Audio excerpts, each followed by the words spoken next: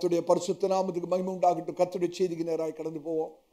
இந்த நாளின் செய்தியின் தலைப்பு என்னவென்றால், திரும்ப பெறுதலின் கண்டுபிடிப்பு, டிஸ்கவரி ஆஃப் ரிகவரி. திரும்ப பெறுதலின் கண்டுபிடிப்பு. ஆமென். ரொம்ப முக்கியமான ஒரு செய்தி. அநேக காரியங்களை, சத்தியங்களை நாம் விளங்கிக் கொள்ள வேண்டும். நான் தாழ்மையாக விசுவாசிக்கிறேன், இந்த நாளிலே அநேகருடைய வாழ்க்கையிலே அந்த திரும்பி பெறுதலின் அனுபவத்தை கர்த்தர் இன்றைக்கு நமக்கு தரப்போகிறார். எத்தனை பேர் விசுவாசிக்கிறீங்க? ஹல்லேலூயா. நீங்கள் சில காரியங்களை இழந்திருக்கலாம், உங்களுடைய ஆவிக்குரிய அனுபவங்களை இழந்திருக்கலாம். ஆனால் இந்த ஆலயத்தில் இந்த ஆராதனை முடித்து நாம் போவதற்கு முன்பாக கர்த்தர் இழந்த காரியங்களை திரும்ப பெற்றுக்கொள்ள கர்த்தர் நமக்கு உதவி செய்ய போகிறார். எத்தனை பேர் விசுவாசிக்கிறீங்க? வேதாகமத்திலிருந்து நம்முடைய திருவக்கோள் வசனத்தை வாசிக்கலாம். யோபு 42 அதிகாரம் 10வது வசனத்தை நாம் வாசிப்போம். யோபு 42 அதிகாரம் 10வது வசனத்தை உங்களுடைய பரிசுத்த வேதாகமத்தை திருப்பி பாருங்கள். வாசிக்கப்படுகிற வசனத்தை உங்களுடைய வேதாகமத்திலே கவனிக்கும்படி அன்பாய் கேட்கிறேன். யோபு 42 அதிகாரம் 10வது வசனம். யோபு தன் சிநேகிதருக்காக வேண்டுதல் செய்தபோது, யோபு தன் சிநேகிதருக்காக வேண்டுதல் செய்தபோது கர்த்தர் அவன் சிறையிருப்பை மாற்றினார். கர்த்தர் அவன் சிறையிருப்பை மாற்றினார். யோபுக்கு முன்னிருந்த எல்லாவற்றை பார்க்கிலும், யோபுக்கு முன்னிருந்த எல்லாவற்றை பார்க்கிலும் இரண்டத்தனையாய் கர்த்தர் அவனுக்கு தந்தருளினார். இரண்டத்தனையாய் கர்த்தர் அவனுக்கு தந்தருளினார். இது எபிரேய வேதாகமத்திலே கொஞ்சம் வித்தியாசமாக இருக்கிறது. தமிழ்ல கொஞ்சம் வித்தியாசமாக மொழிபெயர்த்திருக்கிறார்கள். எபிரேய வேதாகமத்தில் எப்படி இருக்கிறது என்றால், யோபு தன் சிநேகிதருக்காக வேண்டுதல் செய்த போது கர்த்தர் யோபு இழந்த எல்லாவற்றையும் திரும்பி பெற உதவி செய்தார். யோபு இழந்த எல்லாவற்றையும் கர்த்தர் திருப்பி கொடுத்தார். யோபு இழந்த எல்லாவற்றையும் கர்த்தர் திருப்பி கொடுத்தார். கர்த்தர் திருப்பி கொடுத்தது மாத்திரம் அல்ல, அவர் எப்படி கொடுத்தார் என்றால் இரட்டத்தனையாக கொடுத்தார். கர்த்தருடைய பரிசுத்த நாமத்துக்கு மகிமை உண்டாவதாக. இந்த நாளின் செய்தி முக்கியமான ஒரு செய்தி. பரிசுத்தாவினவர் சில ஆழமான காரியங்களை நமக்கு போதிக்க விரும்புகிறார். இதுவரைக்கும் நீங்கள் அறிந்திராத சில சத்தியங்களை பரிசுத்தாவினர் நமக்கு கற்றுக் கொடுக்க விரும்புகிறார். இந்த திரும்பி பெறுதல் என்ற வேதாகம சத்தியமானது ஏதோ திரும்பி நம்ம பழைய இடத்துக்கு கர்த்தர் நம்மை கொண்டு போய் விடுவார் என்று மாத்திரம் அல்லாமல், நம்முடைய பழைய நிலைமையை முற்றிலும் மாற்றி ஒரு புதிய ஆவிக்குரிய அனுபவத்துக்குள்ளே நடத்துகிற ஒரு காரியம். இந்த எபிரேய கண்ணோட்டத்திலிருந்து நாம் பார்ப்போமானால், எபிரேய கண்ணோட்டம் திரும்பி பெறுதலை குறித்ததான எபிரேய கண்ணோட்டம் என்னவென்றால், ஆண்டவர் நமக்கு திரும்பி தருவாரானால் அது இரட்டத்தனையாக தான் இருக்கும். ஹல்லேலூயா. யோபுக்கு கர்த்தர் இரண்டத்தனையாக திரும்பி கொடுத்தார். ஆமென். எபிரேய விளக்கம் என்னவென்றால், கர்த்தர் நம்ம இழந்த காரியத்தை திரும்பி தருவாரானால் நாம் இழந்ததை மாத்திரம் திரும்பி தருகிற தேவன் அல்ல, இழந்ததை இரட்டத்தனையாக பெருக்கி தருகிறவர். ஆமென். இது எதை குறிக்கிறது என்றால், தேவனுடைய தயாபரத்தை குறிக்கிறது. அவருடைய கிருபை, அவன் மேல் நம்மை வைத்திருக்கிற இரக்கத்தை குறிக்கிறது. மனிதன் கடந்து போகக்கூடிய பாடுகளை விட தேவனுடைய இரக்கம் பெரிதாயிருக்கிறபடினாலே, கர்த்தருடைய பிள்ளைகள் இழந்து போனதை மாத்திரம் கர்த்தர் திரும்ப தராமல், இழந்து போனதை இரட்டிப்பாய் பெருக்கி கர்த்தர் திரும்ப தரும். எத்தனை பேர் விசுவாசிக்கிறீங்க? கர்த்தருடைய பரிசுத்த நாமத்துக்கு ஸ்தோத்திரம். இன்றைக்கு ஒரு அற்புதமான திரும்பி பெறுதலின் அனுபவம் இன்றைக்கு நமக்கு இருக்கிறது. நான் இதை சொல்லும் போது எனக்கு நல்ல ஆவியில என்னால் உணர முடிகிறது. சத்ருவாகிய பிசாசு உங்களோட காதுல வந்து, இந்த தலைப்புல தான் அநேக செய்தியை கேட்டிருக்கீங்களே, என்ன நடந்துச்சு உன் வாழ்க்கையில, எத்தனையோ விஷயம் கர்த்தர் திரும்பி தருவார் திரும்பி தருவார்னு செய்தியெல்லாம் கேட்டிருக்கோம். ஆனா ஒன்றும் திரும்பி பெற்றது மாதிரி தெரியல. அதனால இன்றைக்கும் பாஸ்டர் இதை பேசுவாரு, ஆனா உனக்கு ஒன்றும் கிடைக்காது அப்படின்னு பிசாசு சொல்லுவான். அவன் சொல்லுகிற பொய்யை கேட்டு ஏமாற்றப்பட்டு விடக்கூடாது, வஞ்சிக்கப்பட்டு விடக்கூடாது. அவன் பொய்யன், அப்படிதானே? அவன் பொய்க்கு பிதாவாய் இருக்கிறான். அருமையான தேவஜனமே, நீங்கள் பிசாசு உங்களுடைய காதுகளில் வந்து சொல்லுகிற அந்த பொய்யை விசுவாசித்து விடுவீர்கள் என்றால் தேவனுடைய வார்த்தை உங்களுக்குள்ளே கிரியை செய்ய முடியாமல் போய்விடும். இன்றைக்கு நாளைக்கு அவன் வஞ்சிக்கிறவன் அல்ல. ஏதேன் தோட்டத்தில் செய்த அதே காரியத்தை தான் இன்னைக்கு பிசாசு இன்றைக்கும் செய்து கொண்டிருக்கிறான். அன்றைக்கு ஏவாள் பிசாசு சொன்ன அந்த பொய்யை நம்பினபடினாலே தேவன் அவர்களுக்கு கொடுத்த வார்த்தை என் வல்லமையை அவர்கள் இழந்தார்கள், தேவ மகிமையை இழந்தார்கள். நீங்க கர்த்தருடைய ஊழியக்காரனா சொல்றேன், சத்தியம் வார்த்தை உங்க இடத்துல வரும்போது பிசாசு சொல்லுவான், இதெல்லாம் ஒன்றும் நடக்காது, மற்றவங்க வாழ்க்கையில் நடக்கும், உங்க வாழ்க்கையில நடக்காதுன்னு சொல்லி அவன் பொய் சொல்லும்போது நீங்கள் சத்துருவாகிய பிசாசு சொல்லுகிற அந்த பொய்யை நம்பி விசுவாசித்து விடுவீர்கள் என்றால் தேவனுடைய வார்த்தையின் வல்லமை உங்களுடைய வாழ்க்கையிலே கிரியை செய்ய முடியாது. அதுக்கு மாறாக கர்த்தர் சொல்லுகிற வார்த்தையை அப்படியே சிறு பிள்ளை போல நம்பி விசுவாசிப்பீர்கள் என்றால் தேவனுடைய வார்த்தையில் உள்ள வல்லமையை அனுபவிக்கிறது மாத்திரமல்ல, சத்துருடைய தீய சதி திட்டங்கள் ஆலோசனைகளை நீங்கள் நிர்மூலமாக்கி போட கர்த்தர் உங்களுக்கு உதவி செய்வார். ஹல்லேலூயா. இந்த திரும்பி பெறுதல் என்ற வேதாகம சத்தியத்துக்குள்ளே ஆழமான புதிர்கள் இருக்கிறது. ரகசியம் என்று சொல்ல மாட்டேன், அநேக புதிர்கள் இருக்கிறது, மிஸ்ட்ரி. அதை நாம் கண்டுபிடிக்க வேண்டும். திரும்பி பெறுதலின் உபதேசத்தை குறித்து வேதாகம உபதேசத்தில் அநேக புதிர்கள் இருக்கிறது, மிஸ்ட்ரி. ரகசியம் வேற. அதனால தான் நான் சொல்றேன், ரகசியம் நீங்க நினைச்சிடக்கூடாது. அதை நான் புதிர் என்று சொல்கிறேன். புரியாத புதிர், மறைப்பொருள், மறைப்பொருள். ஆமென். இதை நாம் கண்டுபிடிக்க வேண்டும். வேதாகமத்திலே பரிசுத்த ஒத்தாசையை கொண்டு இந்த ரகசியத்தை, இந்த புதிரை, புரியாத நமக்கு அறியாத இந்த சத்தியத்தை நாம் கண்டுபிடிக்க வேண்டும். ஆமென். இந்த சத்தியத்தை, இந்த புதிரை நீங்கள் கண்டுபிடிக்காத பட்சத்தில் உங்களுடைய வாழ்க்கையில ஒன்றத்தையும் அனுபவிக்க முடியாது.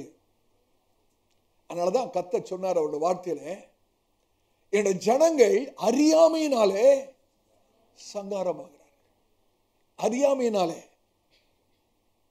எனக்கு அருமையான சகோதரனே, சகோதரியே, நீங்கள் ஒரு காரியத்தை அறியாத பட்சத்தில் நீங்கள் அந்த காரியத்தை ஒரு நாள் அனுபவிக்க முடியாது. அதான உண்மை. நீங்க ஒரு காரியத்தை அறியாத பட்சத்தில் நீங்கள் எதையும் உங்களுடைய வாழ்க்கையில பெற்றுக்கொள்ள முடியாது. நீங்கள் எதை அறியாமல் இருக்கிறீர்களோ அது உங்களுக்கு கிடைக்காது. வேறு விதத்தில் சொல்லணும்னா, எதை அறிந்திருக்கிறீர்களோ அது உங்களுக்கு கிடைக்கும். உதாரணத்துக்கு சொல்லணும்னா, யோசிச்சு பாருங்க, அரசாங்கம் ஒரு புதிய ஸ்கீம், உங்களுடைய நலனுக்காக ஒரு புதிய திட்டத்தை கொண்டு வருகிறார்கள் என்றால் அந்த திட்டத்திலே அநேகர் பலனடைகிறார்கள். ஆனா உங்களுக்கு ஒண்ணுமே கிடைக்கல. அந்த திட்டம் பொதுவான திட்டம், எல்லாருடைய நலனை கருதி ஒரு அரசாங்கம் ஒரு திட்டத்தை வெளியிட்டிருக்கிறது. அதில் அநேகர் பிரயோஜனம் அடைகிறார்கள், பலனடைகிறார்கள். ஆனா உங்களுக்கு ஒண்ணுமே கிடைக்கல. அப்படின்னா என்ன அர்த்தம்? அந்த திட்டத்தை குறித்து ஒண்ணுமே தெரியலன்னு அர்த்தம். அந்த திட்டத்துடைய பலனை நீங்கள் அனுபவிக்க வேணுமானால் அந்த திட்டத்தை குறித்ததான அறிவு வேணும், விளக்கம் வேணும். அப்படித்தானே? இதே காரியத்தை உங்களுடைய ஆவிக்குரிய வாழ்க்கையிலே நீங்கள் அபியாசப்படுத்த வேண்டும். வேதாகமத்தில் இருக்கிற ரகசியங்கள், சத்தியங்கள், ஆழமான காரியங்களை நாம் அறிந்து கொள்ளாவிட்டால் அதன் உள்ளாக அந்த சத்தியத்துக்குள்ளே கர்த்தர் வைத்திருக்கிற ஆசீர்வாதங்களை நாம் அடையாமல் போய்விடுவோம், அனுபவிக்க முடியாமல் போய்விடும். ஆமென். அதனால்தான் ஆண்டவர் சொன்னாரு, சத்தியத்தை அறிவீர்கள், சத்தியம் உங்களை விடுதலையாக்கும். இதை மூல எபிரேய வேதாகமத்தில் கொஞ்சம் வித்தியாசமாக இருக்கிறது.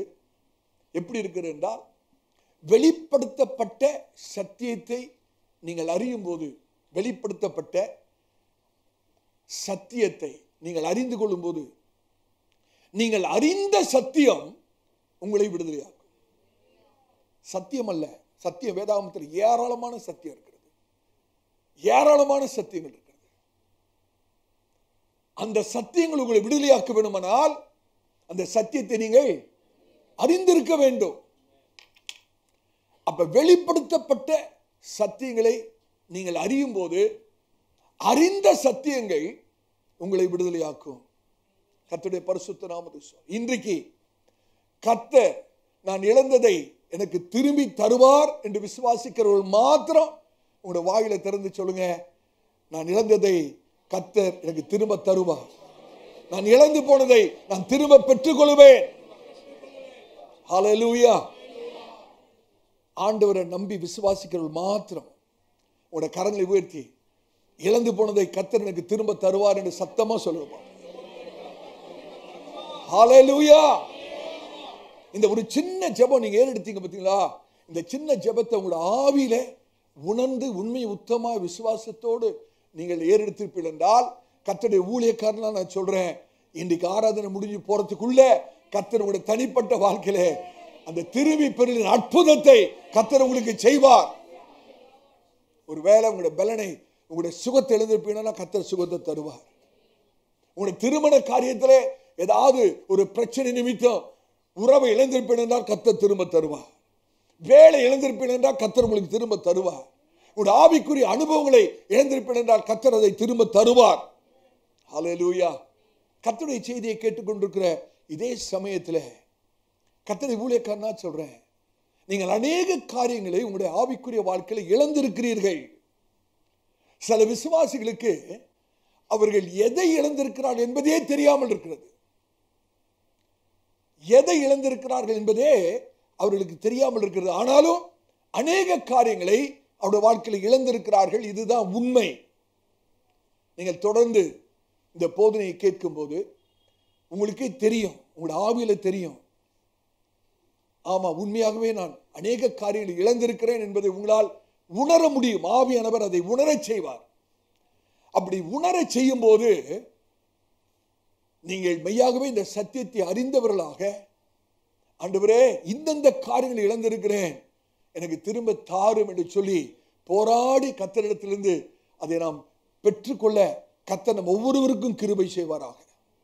ஆமென், ஆமென். See, to recover something, you must discover something. ஒரு காரியத்தை நீங்கள் திரும்பி பெற வேண்டுமானால் நீங்கள் ஒரு காரியத்தை கண்டுபிடிக்க வேண்டும். நீங்கள் ஒரு காரியத்தை திரும்பி பெற வேண்டுமானால் நீங்கள் அந்த காரியத்தை கண்டுபிடிக்க வேண்டும். இதை நாம் நன்கு அறிந்து உணராத பட்சத்திலே தேவன் உங்களுக்காய் வைத்திருக்கிற எந்த ஆசீர்வாதத்தையும் ஒரு நாளும் பெற்றுக்கொள்ள முடியாது. நான் இங்கிலீஷ் சர்வீஸ்ல சொன்னேன், ரிகவரி இஸ் a mystery. திரும்பி பெற்றுக்கொள்ளுதல் என்பது ஒரு புதிர், ஒரு புதிர், ரகசியம் அல்ல. இது ஒரு புதிர். ரகசியத்துக்கும் புதிருக்கும் வித்தியாசம் இருக்கிறது. புதிர் ரகசியம் அல்ல. ரகசியம் வேற, மறைப்பொருள் வேற. ஒரு ரகசியம் என்று சொல்லும் போது ஒரு காரியத்தை நான் உங்களுடைய காதுல சொல்றேன், ஒரு காரியத்தை உங்களுடைய காதுல சொல்றேன், சொல்லிட்டு பிரதர் இதை உங்களுக்குள்ள வச்சுங்க, யார்ட்டும் சொல்லாதீங்க. அது என்னது? ரகசியம். நான் சொல்றது உங்களுக்கு நல்லாவே தெரியும், விளங்கும். ஆனா ஒரு மறைப்பொருள் சொல்லும் போது அதை நான் சொன்னா கூட உங்களுக்கு விளங்காது. ரகசியம் விளங்கும், ஆனா மறைப்பொருள் நான் சொன்னாலும் விளங்காது. எப்ப திரும்ப விளங்கும்? கர்த்தரே உங்களுடைய மனக்கண்களை திறந்து நீங்கள் புரிந்து கொள்ளும்படியாக பரிசுத்தான உதவி செய்தால்தான் அதை உங்களால் விளங்கிக் கொள்ள முடியும். ஒரு இயற்கையான ஞானத்தை வைத்தோ அறிவை வைத்தோ ஒரு மறைப்பொருளை விளங்கிக் கொள்ள முடியாது. வேதாகமத்தில் இருக்கிற காரியங்கள் எல்லாம் ரகசியங்கள் அல்ல, மறைப்பொருள்கள். பரிசுத்தான ஒத்தாசை இல்லாம, ஆண்டு நம்முடைய உள்ளான மனக்கண்களை திறக்காமல் எவ்வளவுதான் மறைப்பொருளை கேட்டாலும் விளங்காது. அதனாலதான் நீங்க சத்தியத்தை கேட்கும் போதே உங்களுக்குள்ள ஒரு ஜெபிக்கணும், ஆண்டவரே விளங்கிக் கொள்ள எனக்கு உதவி செய்யுங்க, என்னுடைய உள்ளான மனக்கண்களை திறங்க ஆண்டவரே. Help me to understand the mystery of your word. உம்முடைய வேதத்தில் உள்ள மறைப்பொருள்களை நான் விளங்கிக்குள்ள என்னோட மனக்கண்களை நீங்க திறக்கணும் ஆண்டவரே. ஹல்லேலூயா. இந்த திரும்பி பெறுதலை குறித்ததான சத்தியத்திலே அநேக மறைப்பொருள்களை கர்த்தர் வைத்திருக்கிறார். இன்னைக்கு அந்த மறைப்பொருள்களை தான் நான் உங்களுக்கு போதிக்க போகிறேன். அந்த மறைப்பொருள்களை நீங்கள் விளங்கிக் கொள்ளும் போது நீங்கள் இழந்த காரியத்தை உரிமை பாராட்டி அதை மறுபடியும் கர்த்தரிடத்திலிருந்து பெற்றுக்கொள்ள அது ஏதுவாக இருக்கும். ஆமென். வேதாகமத்தில் வாசிக்கிறோம், தாவீது தான் இழந்த எல்லாவற்றையும் திரும்பி பெற்றுக்கொண்டான். இருக்கா?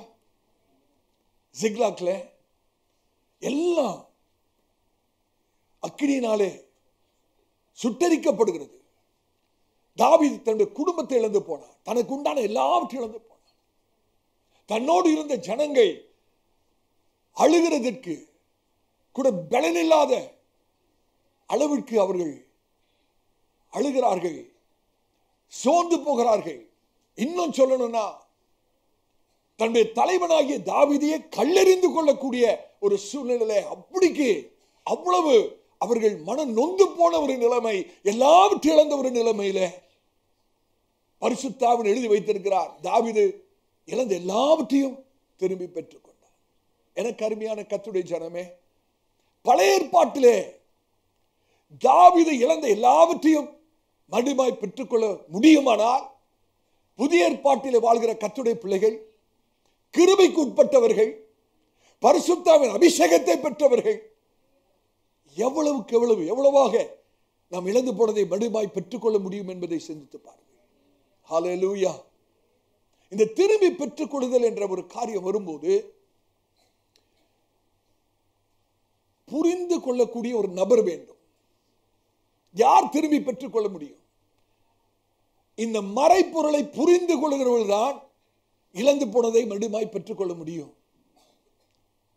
யோவான் ஸ்நானகன் காலத்திலிருந்து இன்றைக்கு வரைக்கும் தேவ ராஜ்யம் பலவந்தப்படுத்தப்படுகிறது. எழுதியிருக்கா?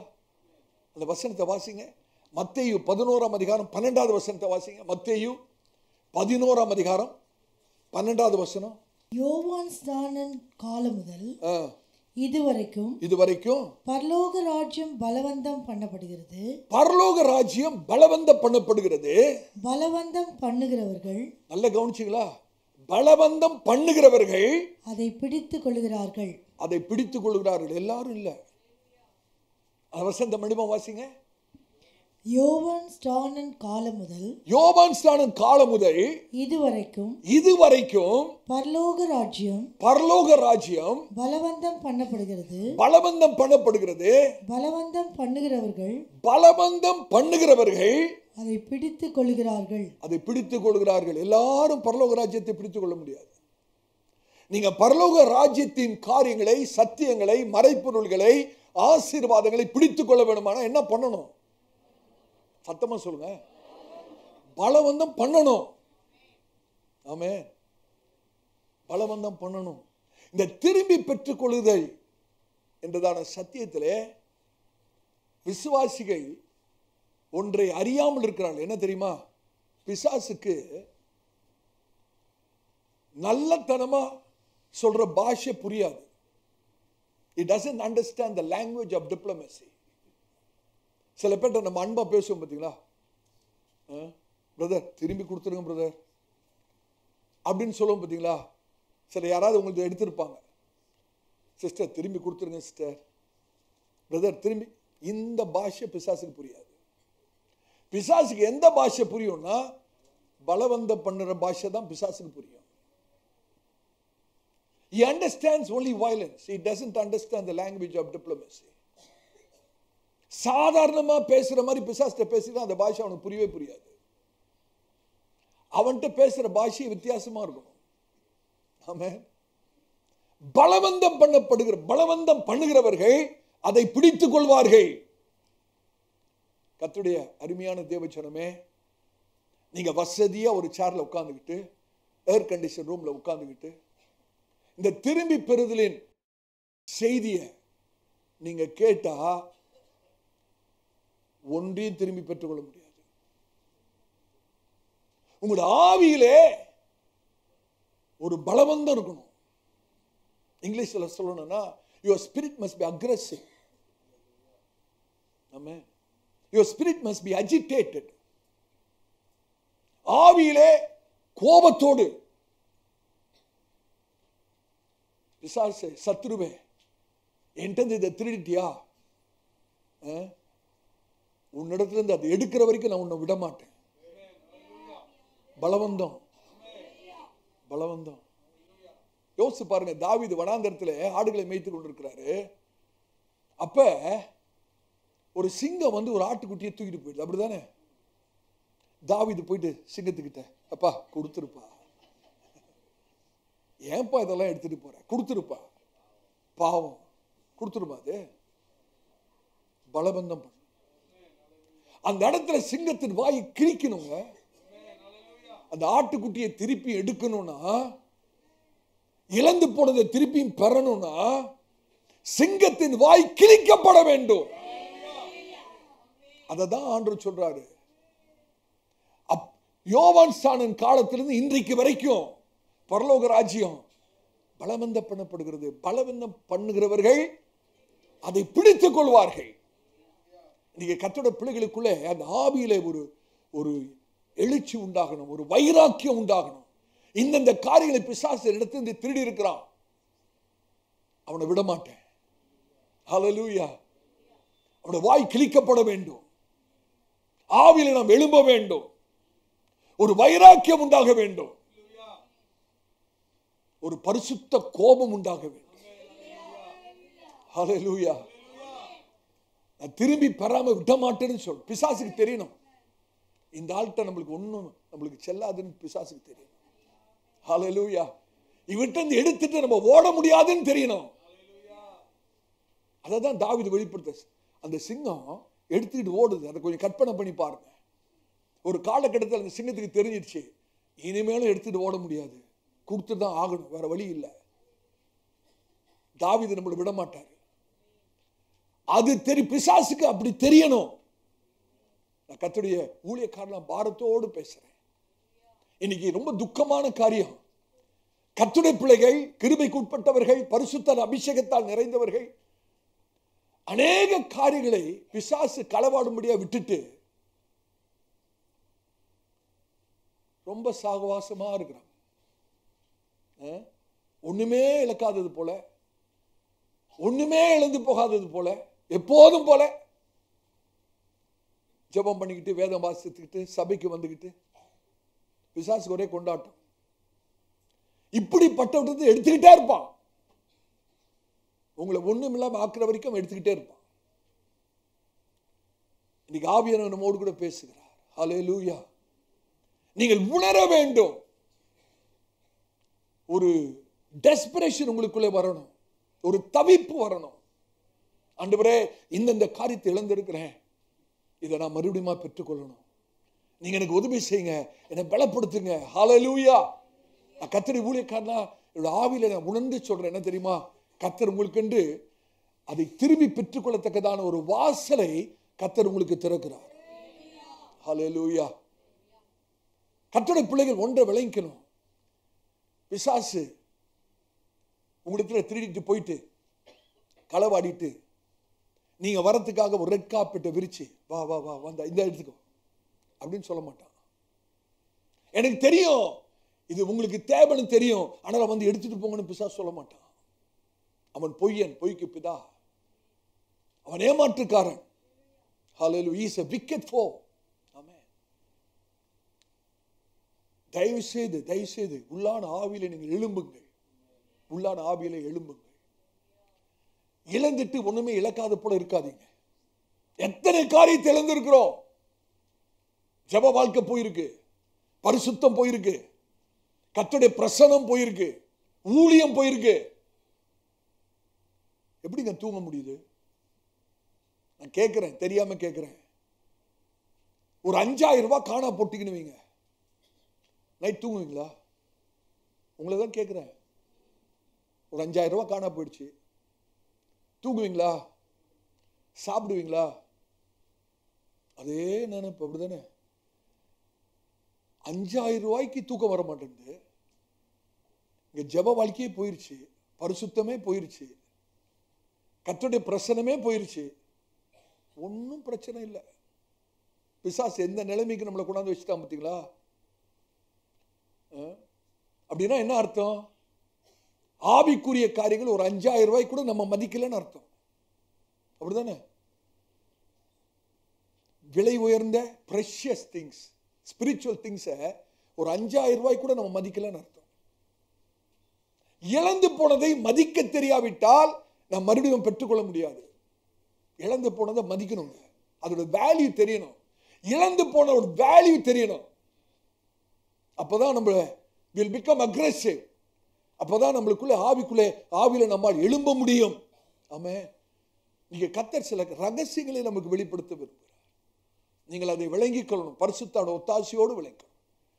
மறுபடியும் அந்த வசனத்தை வாசிங்க. யோபு 42 அதிகாரம் 10வது வசனம். யோபு 42 அதிகாரம் 10வது வசனம். யோபு தன் சிநேகிதருக்காக வேண்டுதல்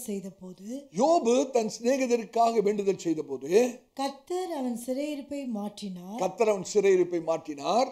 யோபுக்கு முன்னிருந்த எல்லாவற்றை பார்க்கிலும் இரண்டத்தனையாய் கர்த்தர் அவனுக்கு தந்தருளினார். இது எபிரேயத்தில் எப்படி இருக்குன்னு சொன்னேன். யோபு தன் சிநேகிதருக்காக விண்ணப்பம் பண்ணின போது யோபு இழந்த எல்லாவற்றையும் கர்த்தர் யோபுக்கு திரும்ப கொடுத்தார். திரும்ப கொடுத்தது மாத்திரமல்ல, இரண்டத்தனையாய் பெருக்கி கொடுத்தார். ஹல்லேலூயா. யோசிச்சு பாருங்க, யோபோட வாழ்க்கையில எல்லாவற்றையும் இழந்து போனார். ஆனா கர்த்தர் இழந்த எல்லாவற்றையும் திருப்பி கொடுத்தது மாத்திரமல்ல, இரட்டத்தனையாய் திரும்பி கொடுத்தார். ஹல்லேலூயா. gave him double. யோபு ஏதாவது ஒரு காரியத்தை இழந்திருந்தா கர்த்தர் அதை 2ஆ திருப்பி கொடுக்கிறார். ஆமென். உங்களுக்குள்ளே நான் விதைக்க என்னுடைய உள்ளத்திலே பாரப்படுகிற காரியம் என்னவென்றால், தயவுசெய்து விளங்கிக் கொள்ளுங்கள். கர்த்தர் உங்களுக்கு திரும்ப ஒரு காரியத்தை கொடுப்பாரானால் இழந்து போன காரியத்தை மாத்திரம் கொடுப்பதல்ல, இழந்து போன காரியத்தை இரட்டிப்பாக பெருக்கி திரும்ப கொடுப்பார். இதான் வேதாகம சத்தியம். திரும்பி பெறுதலின் வேதாகம சத்தியம் என்னவென்றால், நீங்கள் இழந்து போனதை மாத்திரம் கர்த்தர் திரும்ப தருகிறது அல்ல, இறந்து போனதை இரட்டிப்பாய் பெருக்கி தருகிற கர்த்தர். ஹல்லேலூயா. கர்த்தருடைய பரிசுத்த நாமத்துக்கு ஸ்தோத்திரம். ஆயத்தப்படுங்க.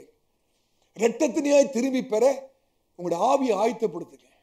உங்களுடைய இருதயத்தை இப்பொழுதே ஆயத்தப்படுத்துங்க. ஹல்லேலூயா. கர்த்தருடைய பரிசுத்த நாமத்துக்கு ஸ்தோத்திரம். ஒரு காரியத்தை நம்ம விளங்கிக் கொள்ள வேண்டும். நம்முடைய ஆவிக்குரிய வாழ்க்கையில 4 மண்டலங்களை நாம் விளங்கிக் கொள்ள வேண்டும்.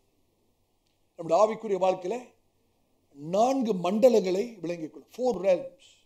முதலாவது, தேவன் இருக்கிற ஒரு மண்டலம், தேவன் வாசம் பண்ணுகிற ஒரு மண்டலம் இருக்கிறது.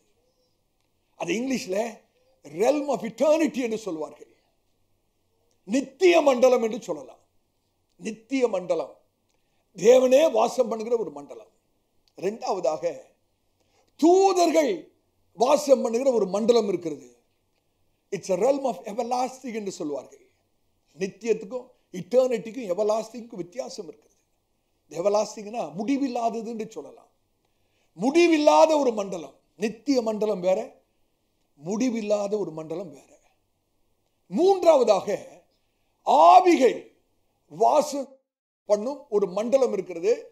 அதை வான மண்டலம் என்று சொல்வார். இங்கிலீஷ்ல ஹெவன்லீஸ் இருக்கும். வான மண்டலங்கள், வான மண்டலங்கள். நான்காவதாக, நீங்களும் நானும் வாசம் பண்ணுகிற இந்த பூமிக்குரிய மண்டலம், earthly realm, அல்லது காலகட்டத்துக்கு உட்பட்ட மண்டலம், the realm of time, the realm of man, or the realm of this earth, the பூமியின் மண்டலம். 4 மண்டலங்கள் இருக்கிறது. முதலாவது என்ன மண்டலம் சொல்லுங்க? தேவன் வாசம் பண்ணுகிற மண்டலம். அதுக்கு என்ன பேரு? நித்திய மண்டலம், realm of eternity. இரண்டாவது, தூதர்கள் வாசம் பண்ணும் மண்டலம் இருக்கிறது. அது முடிவில்லாத மண்டலம், realm of everlasting. மூன்றாவது, ஆவிகள் வாசம் பண்ணுகிற ஒரு மண்டலம் உண்டு. அது என்னது? வான மண்டலம். நான்காவது, மனுஷர்கள் வாசம் பண்ணுகிற ஒரு மண்டலம் இருக்கிறது. அது பூமியின் மண்டலம் அல்லது காலகட்டத்துக்கு உட்பட்ட மண்டலம் என்று சொல்லலாம். இப்ப நல்ல கவனிங்க, தயவுசெய்து கவனிங்க. இந்த தூதர்கள் வாசம் பண்ணுகிற மண்டலத்துக்கும் மனுஷராயிருக்கிற நாம் வாசம் பண்ணுகிற மண்டலத்துக்கும் நடுவில் ஆவிகள் வாசம் பண்ணுகிற ஒரு மண்டலம் இருக்கிறது. நல்லா கவனிக்கிறீங்களா? பிசாசுக்கு இந்த சப்ஜெக்ட் பிடிக்காது. உங்களுடைய சிந்தனை எங்கேயோ கொண்டு போயிடுவான். கொஞ்சம் நீங்க கான்சன்ட்ரேட் பண்ணாதான் விளங்கும் சத்தியம். Between the realm of angels and between the realm of man, there is a realm of the spirits. It's called heavenlies. அந்த தேவதூதர்கள் வாசம் பண்ணுகிற மண்டலத்துக்கும் மனுஷர்களாகிய நாம் வாசம் பண்ணுகிற மண்டலத்துக்கும் நடுவே ஆவிகள் வாசம் பண்ணுகிற ஒரு மண்டலம் இருக்கிறது. அதை வான மண்டலம் என்று சொல்றோம். இப்ப நல்ல கவனிங்க. இந்த வான மண்டலங்களில் தான் நம்முடைய ஆவிக்குரிய யுத்தமே நடக்கிறது. நம்ம எங்க யுத்தம் பண்றோம்னு கேட்டீங்கன்னா, நம்ம பூமியில தான் இருக்கிறோம். ஆனா நம்முடைய ஆவிக்குரிய யுத்தம் எங்க நடக்குது? வான மண்டலங்களிலே நடக்கிறது. வான மண்டலங்களிலே நடக்கிறது. இப்ப நல்ல கவனிங்க. ஒவ்வொரு விஷயம் நீங்க ஜெபிக்கும் போது பிதாவிடத்திலே ஆண்டவராகிய இயேசு கிறிஸ்துவின் நாமத்திலே பரிசுத்தாவின் மூலமாக நான் சொல்லுகிற ஒவ்வொரு வார்த்தையும் முக்கியம். நீங்க கூர்ந்து கவனிக்கணும். நீங்கள் செய்கிற ஒவ்வொரு ஜெபமும் பிதாவிடத்திலே ஆண்டவராகிய இயேசுவின் நாமத்திலே பரிசுத்தாவின் மூலமாக நீங்கள் எடுக்கிற ஒவ்வொரு ஜெபத்துக்கும் பதில் தேவனிடத்திலிருந்து இறங்கி வருகிறது. அந்த ஜெபம் தேவன் வாசம் பண்ணுகிற மண்டலத்துக்கு போய் தேவனிடத்திலிருந்து உங்களுக்கு பதில் வருகிறது. அந்த பதில் கீழே வரும்போது, அந்த பதிலை ஒரு தேவதூதன் கொண்டு வரும்போது,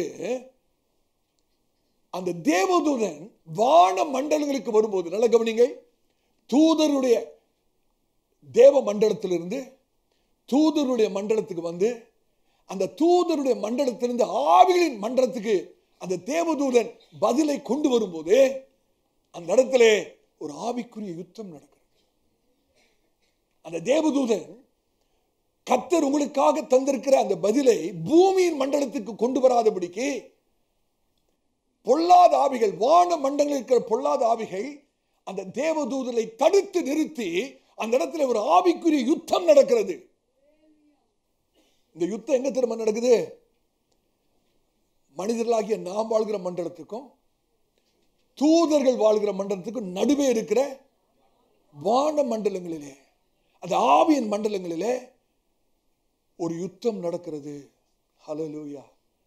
கர்த்தர் நம்முடைய பதிலை ஒரு தூதன் மூலமாக தான் கர்த்தர் அனுப்புவார். ஒரு தூதன் தான் நம்முடைய பதிலை கொண்டு வருகிறார். அப்ப அந்த தூதன் அந்த ஆவியின் மண்டலங்களுக்கு ஊடாக கடந்து வரும்போது பொல்லாத ஆவிகள் அதை தடை செய்கிறது. அந்த இடத்துல ஒரு ஆவிக்குரிய யுத்தம் நடக்கிறது. இதை தான் நம்ம தானியேலின் புஸ்தகத்தில் வாசிக்கிறோம். திருப்பிக் கொள்ளுங்கள். தானியேலின் புஸ்தகம் 10ஆம் அதிகாரம் 10 14 வரைக்கும் வாசிங்க. தானியேல் 10ஆம் அதிகாரம் 10 14 வரைக்கும் உங்களுடைய வேதாகமத்தை திருப்பி பாருங்க. வாசிக்கும் போது அந்த வசனத்தை அப்படியே பின்பற்றிக்கிட்டு வாருங்க. அப்பதான் உங்களுக்கு சத்தியம் விளங்கும். தானியேலின் புஸ்தகம் 10ஆம் அதிகாரம் 10வது வசனத்திலிருந்து 14 வரைக்கும் வாசிங்க. இதோ ஒருவன் கை என்னை தொட்டு என் முழங்கால்களும் என் உள்ளங்கைகளும் தரையை ஊன்றி இருக்க என்னை தூக்கி வைத்தது. அவன் என்னை நோக்கி, பிரியமான புருஷனாகிய தானியேலே, நான் இப்போது உன்னிடத்திற்கு அனுப்பப்பட்டு வந்தேன். ஆதலால் நான் உனக்கு சொல்லும் வார்த்தைகளின் பேரில் நீ கவனமாயிருந்து காலூன்றி நில் என்றான். இந்த வார்த்தையை அவனிடத்தில் சொல்லுகையில் நடுக்கத்தோடு எழுந்து நின்றேன். அப்பொழுது அவன் என்னை நோக்கி, நல்ல கவனிங்க 12வது வசனம்.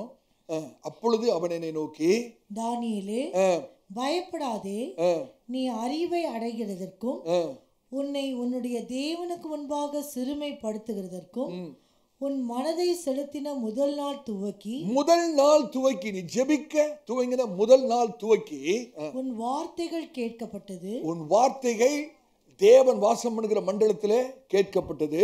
உன் வார்த்தைகளின் நிமித்தம் நான் வந்தேன். உன் வார்த்தைகளின் நிமித்தம் அங்கிருந்து புறப்பட்டு உன்னுடைய பதிலை நான் எடுத்துக்கொண்டு வந்தேன். பெர்சியா ராஜ்யத்தின் அதிபதி 21 நாள் மட்டும். இதுதாங்க வான மண்டலத்தில் நடக்கிற விஷயம், ஆவியின் மண்டலத்தில் நடக்கிற விஷயம். அந்த அந்தகார சக்திகள் தானியேல் கொண்டு வரப்பட்ட அந்த பதிலை தடை செய்யும்படியாக பெர்சியா ராஜ்யத்தின் அதிபதி 21 நாள் மட்டும் என்னோடு எதிர்த்து நின்றான். இது எங்கே நடக்கிறது? வான மண்டலங்களிலே, ஆவியின் மண்டலங்களிலே நடக்க எதிர்த்து நின்றான். ஆனாலும் பிரதான அதிபதிகளில் ஒருவனாகிய மீகாவேல் எனக்கு உதவியாக வந்தான். ஆதலால் நான் அங்கே பெர்சியாவின் ராஜாக்களிடத்தில் தரித்திருந்தேன். இப்பொழுதும் கடைசி நாட்களில் உன் ஜனங்களுக்கு சம்பவிப்பதை உனக்கு தெரிய பண்ணும்படிக்கு வந்தேன். இந்த தரிசனம் நிறைவேற இன்னும் நாள் செல்லும் என்றார். கர்த்தருடைய பரிசுத்த நாமத்துக்கு ஸ்தோத்திரம். அப்ப வான மண்டலங்களில் 21 நாள் போராட்டம் நடக்குது. அந்த தேவதூதன் தானியேல் ஜெபிக்க ஆரம்பித்த அந்த முதல் நாளிலேயே தானுடைய ஜெபம் கேட்கப்பட்டது. அந்த ஜெபத்துக்கான பதிலும் தேவன் வாசம் பண்ணுகிற மண்டலத்திலிருந்து ரிலீஸ் ஆகிவிட்டது. அந்த தூதன் அதை கொண்டு வருகிற வேளையிலே அந்த தூதனுடைய மண்டலங்களை கடந்து அந்த வான மண்டலங்களுக்கு, ஆவியின் மண்டலங்களுக்கு வந்தபோது அந்த இடத்துல அசுத்தாவிகள் அந்த தூதனோடு கூட போராடி கொண்டிருக்கிறது. ஆமென். தயவுசெய்து நீங்கள் கவனிங்கள். இன்றைக்கு நாம் ஏன் அந்த காலகட்டத்துக்கு உட்பட்ட மண்டலத்தில் வாழ்கிறோம்? Why are we in this earthly realm? இந்த பூமியானது, இன்றைக்கு நாம் வாழ்ந்து கொண்டிருக்கிற பூமியானது is limited by space and time. அப்படிதானே? காலத்துக்கும் இடத்துக்கும் உட்பட்டதா இருக்கிறது. காலத்துக்கும் இடத்துக்கும் பூமி வாழ்ந்து கொண்டிருக்கிற பூமி it's limited by space and time. காலத்துக்கும் இடத்துக்கும் உட்பட்டதா இருக்கிறது. நம்முடைய யுத்தம் மாமிசத்துக்குரியது அல்ல. நம்முடைய போர் ஆயுதங்கள் மாமிசத்துக்குரியவர்கள் அல்ல. நாம் மாமிசத்தோடும் இரத்தத்தோடும் போராடுகிறவர்கள் அல்ல. நாம் ஆவிக்குரிய யுத்தத்தை நடப்பிக்கிறோம். அந்த ஆவிக்குரிய யுத்தம் எங்கே நடக்கிறது என்றால் வான மண்டலங்களிலே நடக்கிறது. எனக்கு அருமையானவர்களே, ஏன் ஜெபிக்க வேணும்னு சில பேர் கேட்பாங்க. ஏன் உபவாசிக்கணும், ஏன் ஜெபிக்கணும் தெரியுமா? நம்ம ஜெபிக்கும் போது அந்த தூதன் நீங்க ஆண்டுகிட்ட கேட்கிற ஒரு பதிலை கொண்டு வருகிற அந்த தூதன் வான மண்டலங்களுக்கு பொல்லாத ஆவிகளோடு கூட போராடி கொண்டிருக்கிறார். நீ எவ்வளவுக்கு எவ்வளவு ஜெபிக்கிறீங்களோ அவ்வளவுக்கு அளவு தேவனுடைய வல்லமையினாலே அந்த தூதன் அந்த மண்டலத்தை விட்டு மேற்கொண்டு, அந்த அசுத்தாவிகளை மேற்கொண்டு கர்த்தர் உங்களுக்குரிய ஆசீர்வாதங்களை பூலோகத்தில் கொண்டு வர வேண்டுமானால் நாம் ஜெபிக்க வேண்டும். போராடி ஜெபிக்கணும். தானியேல் 21 நாள் போராடிட்டு இருக்கிறார். ஆனா தானியேலுக்கு தெரியாது என்ன நடக்குதுன்னு. ஆனா போராடி ஜெபித்துக் கொண்டிருக்கிறார். ஏதோ ஒரு காரியம் அந்த வான மண்டலங்களில் நடந்து கொண்டிருக்கிறது. இப்ப நமக்கு தெரியும். இப்ப ஜெபிக்காம இருக்கலாமா? தெரியாத தானியேலே ஜெபிக்கிறார்னா சத்தியம் தெரிஞ்ச நாம் எவ்வளவு ஜெபிக்கணும், எவ்வளவு உபவாசிக்கணும். ஹல்லேலூயா. அப்ப சத்தியம் என்ன? அந்த வான மண்டலங்களிலே பொல்லாத ஆவிகள் நிஜத்துக்கு தேவதூதர்களோடு போராடல, அவன் உங்களோடும் என்னோடும் போராடி கொண்டிருக்கிறான். மேலோட்டமா பார்க்கும்போது போராட்டம் அந்த பொல்லாத ஆவிகளுக்கும் தூதர்களுக்கும் இடையே நடக்கிற மாதிரி தெரியுது. ஆனா ஆக்சுவலா போராட்டம் யாருன்னு கேட்டீங்கன்னா அந்த பொல்லாத ஆவிகளுக்கும் நமக்கும் தான். ஏன்னா நம்முடைய பதில தான் அந்த தேவதூதன் கொண்டு வந்து கொண்டிருக்கிறார். ஏன் அசுத்தாவிகள் போராடுகிறது என்றால் உங்களுக்குரியதான ஆசீர்வாதம், உங்களுக்குரியதான பதில் இந்த பூமியின் மண்டலத்துக்கு வந்துவிடக்கூடாது. பூமியின் மண்டலத்தில் வந்துவிடுமானால் சத்துருவாகிய பிசாசுக்கு எந்த வல்லமையும் கிடையாது. அவனோட வல்லமை எல்லாம் அங்கதான். எத்தனை பேருக்கு விளங்குது? அவனோட வல்லமை எல்லாம் அங்கதான். அங்க அவன் தோத்துட்டானா அதுக்கப்புறம் பூமியில் அவனுக்கு ஜெயம் கிடையாது. அதனாலதான் அவன் அங்க போராடிட்டு இருக்கான். எத்தனை பேருக்கு விளங்குது ஆவிக்குரிய யுத்தத்தை குறித்து? எத்தனை பேருக்கு விளங்குது? ஹல்லேலூயா. அந்த வான மண்டலத்தை தான் we call it as spiritual border அல்லது ரோட் பிளாக்னு சொல்லுவாங்க. ஆமென். அந்த தேவதூதன் அந்த வான மண்டலங்களை கடந்து விட்டு வந்து விட்டால் பிசாசுக்கு நம்முடைய ஆசீர்வாதத்தின் மேல, நம்முடைய பதில் மேல எந்த அதிகாரமே கிடையாது. ஹல்லேலூயா. இப்ப நல்ல கவனிங்க, முக்கியமான இதுதான் மறைப்பொருள். இப்ப அந்த பதில் வந்து விடுகிறது. அந்த ஆசீர்வாதம் அந்த மண்டலத்தையும் தாண்டி அந்த போராட்டத்திலே அந்த தேவதூதன் ஜெயித்து அந்த ஆசீர்வாதத்தை உங்ககிட்ட கொண்டாந்து கொடுத்துரு. ஆனால் ஏதோ ஒரு காரணத்தின் நிமித்தம், ஏதோ ஒரு பாவத்து நிமித்தம், ஆவியானவரை துக்கப்படுகிற நிமித்தம் நீங்கள் கிடைத்த ஆசீர்வாதத்தை இழக்கும் போது, கேட்கிறீங்களா? ஆசீர்வாதத்தை இழக்கும் போது அந்த தேவ மண்டலத்திலிருந்து தூதர்கள் மண்டலத்தில் வந்து ஆவியின் மண்டலத்தை மேற்கொண்டு பூமியின் மண்டலத்தில் வந்த உங்களோட ஆசீர்வாதம் திருப்பியும் தேவனிடத்திலே திரும்புகிறது இல்லை. இந்த ரகசியம் தான் நம்ம விளங்கிக்கணும். நல்லா விளங்கிக்க தயவுசெய்து. கர்த்தர் உங்களுக்கு ஒரு ஆசீர்வாதத்தை கட்டளையிட்டு விட்டார், பதில் கொடுத்துட்டார் அப்படின்னா அந்த ஆசீர்வாதம் பூமியின் மண்டலத்தில் வந்துருச்சு. நீங்க அதை ஏதோ ஒரு பாவத்து நிமித்தம், ஆவியானவரை துக்கப்படுத்த நிமித்தம் அதை இழந்துட்டீங்கன்னா, நீங்க இழந்த காரியம், இழந்ததை தான் திரும்பி பெற்றுக்கொள்வதை குறித்து நம்ம பேசுறோம், அப்படிதானே? நீங்க இழந்த அந்த காரியம் மறுபடியும் தேவனிடத்திலே போகிறது இல்லை. அது பூமியின் மண்டலத்திலேயே தான் இருக்கும். It doesn't go back to God. அது பூமியின் மண்டலத்தில் தான் இருக்கும். நான் மறுபடியும் சொல்றேன், உங்களுக்கு விளங்கும்படியா சொல்றேன். நீங்க ஒவ்வொரு விஷயம் தேவனிடத்தில் ஜெபிக்கும் போது உங்களுடைய பதில் தேவன் வாசம் பண்ணுகிற மண்டலத்திலிருந்து கர்த்தர் அதை உங்களுடைய ஜெப சத்தத்தை கேட்டு கர்த்தர் உங்களுக்கு பதில் தருகிறார். அதான் உண்மை. ஒவ்வொரு உண்மையான ஜெபத்துக்கும் பதில் உண்டு. உங்களுக்கு என்று ஒரு தூதன் நியமிக்கப்படுகிறான். அந்த தூதன் அந்த வான மண்டலம் வரும்போது ஒரு யுத்தம் நடக்கிறது. இதைதான் அப்போஸ்தலனாகிய பவுல் சொல்லும்போது எழுதுகிறார். எடுத்து வாசிங்க. எபேசியர் 6ஆம் அதிகாரம் 12வது வசனத்தை வாசிங்க. எபேசியர் 6ஆம் அதிகாரம் 12வது வசனம். ஏனெனில் மாம்சத்தோடும் இரத்தத்தோடும் அல்ல, மாம்சத்தோடும் இரத்தத்தோடும் அல்ல, துரைத்தனங்களோடும் அதிகாரங்களோடும் இப்பிரபஞ்சத்தின் அந்தகார லோகாதிபதிகளோடும் வான மண்டலங்களில் உள்ள, கவனிச்சிங்களா, வான மண்டலங்களில் உள்ள பொல்லாத ஆவிகளின் சேனைகளோடும் நமக்கு போராட்டம் உண்டு. சேனைகளோடு நமக்கு போராட்டம் உண்டு. ஆமென். அதை நம்ம நல்லா உணர முடியும், ஆவியில உணர முடியும். அருமையான சகோதரனே, நம்முடைய யுத்தம் மாமிசத்தோடும் இரத்தத்தோடும் அல்ல. வான மண்டலில் இருக்கிற பொல்லாத ஆவிகளின் சேனை. அது ஒன்று அல்ல, அது ஒரு சேனை. ஆமென். இப்ப எப்படி அந்த மிகாவேல் அந்த பொல்லாத ஆவியின் சேனைகளை மேற்கொண்டு, தானியேலுடைய நாட்களிலே அந்த மிகாவேல் தூதன் மேற்கொண்டு தேவனுடைய பதிலை தானியேலுக்கு கொண்டு வந்தது போல, அந்த பதிலை உங்களிடத்தில் கொண்டு வந்து கொடுக்கும் போது ஏதோ ஒரு காரியத்தின் நிமித்தம், ஒரு குறைவு, ஆவிக்குரிய குறைவு நிமித்தம், பாவத்து நிமித்தம் அல்லது இச்சையின் நிமித்தம், மாமிசத்துக்கு விட்டு கொடுத்தது நிமித்தம் அந்த பதிலை, அந்த ஆசீர்வாதத்தை நீங்கள் இழந்து விடுவீர்கள் என்றால் அந்த ஆசீர்வாதம் மறுபடியும் தேவனிடத்திலே போகிறது இல்லை. ஆமென். அந்த ஆசீர்வாதம் எங்க இருக்கும்னு கேட்டீங்கன்னா பூமியின் மண்டலத்திலேயே தான் இருக்கும். ஹல்லேலூயா. இதான் நான் பரிசுத்தாவோட ஒத்தாசிரியோடு கூட நான் உங்களுக்கு சொல்லிக் கொடுக்க விரும்புகிறேன். Anything you lose on this earth does not leave the earth. இந்த பூமியிலே நீங்கள் இழக்கிற எந்த காரியமும் இந்த பூமியை விட்டு வெளியே போகிறது இல்லை. பூமியில தான் இருக்கும்.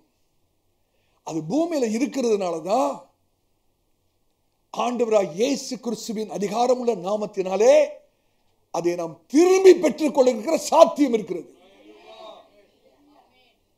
ஹல்லேலூயா. யோசிச்சு பாருங்களேன், கர்த்தர் ஒரு ஆசீர்வாதத்தை கொடுத்துட்டாரு, அதை நீங்க இழந்துட்டீங்க. திருப்பியும் தேவன் வாசம் பண்ணுகிற மண்டலத்துக்கே போயிடுச்சுன்னா இன்னொரு யுத்தம் இருக்குன்னு அர்த்தம். திருப்பி இன்னொரு யுத்தம். அப்படி அல்ல. அந்த தேவ மண்டலத்திலிருந்து பூமியின் மண்டலத்துக்கு கர்த்தர் உங்களை ஒன்று காரியத்தை அனுப்பிட்டார்னா திருப்பி அதை ஆண்டவரிடத்துல போகிறது இல்லை, பூமியின் மண்டலத்தில் இருக்கிறது. ஆகவேதான் ஆண்டவராகிய இயேசு கிறிஸ்துவின் நாமத்திலே, அந்த அதிகாரத்தில் உள்ள நாமத்திலே நாம் இழந்து போனதை மடிமாய் பெற்றுக்கொள்ள அதிகாரமும் வல்லமும் நமக்கு இருக்கிறது. ஆமென். நீங்க ஒருவேளை கேட்கலாம், பாஸ்டர் நீங்க எப்படி இப்படி சொல்றீங்க? நான் சொல்ல, வேதம் சொல்லுது. ஒரு வசனத்தை எடுத்து வாசித்து பாருங்க. ரோமர் எழுதின நிருபம் 11ஆம் அதிகாரம் 29ஆம் வசனத்தை வாசிங்க. ரோமர் 11ஆம் அதிகாரம் 29ஆம் வசனத்தை வாசிங்க. தேவனுடைய கிருபை வரங்களும், தேவனுடைய கிருபை வரங்களும், அவர்களை அழைத்த அழைப்பும், அவர்களை அழைத்த அழைப்பும் மாறாதவைகளே. மாறாதவைகள். ஆண்டவனை கொடுத்துட்டு திருப்பி எடுக்கிறவர் அல்ல.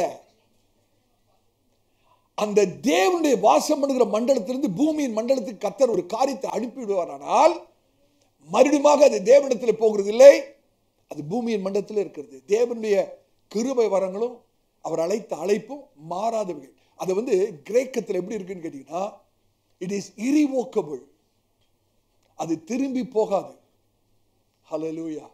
God doesn't take it back. அதை கர்த்தர் திருப்பி எடுக்கிறது இல்லை.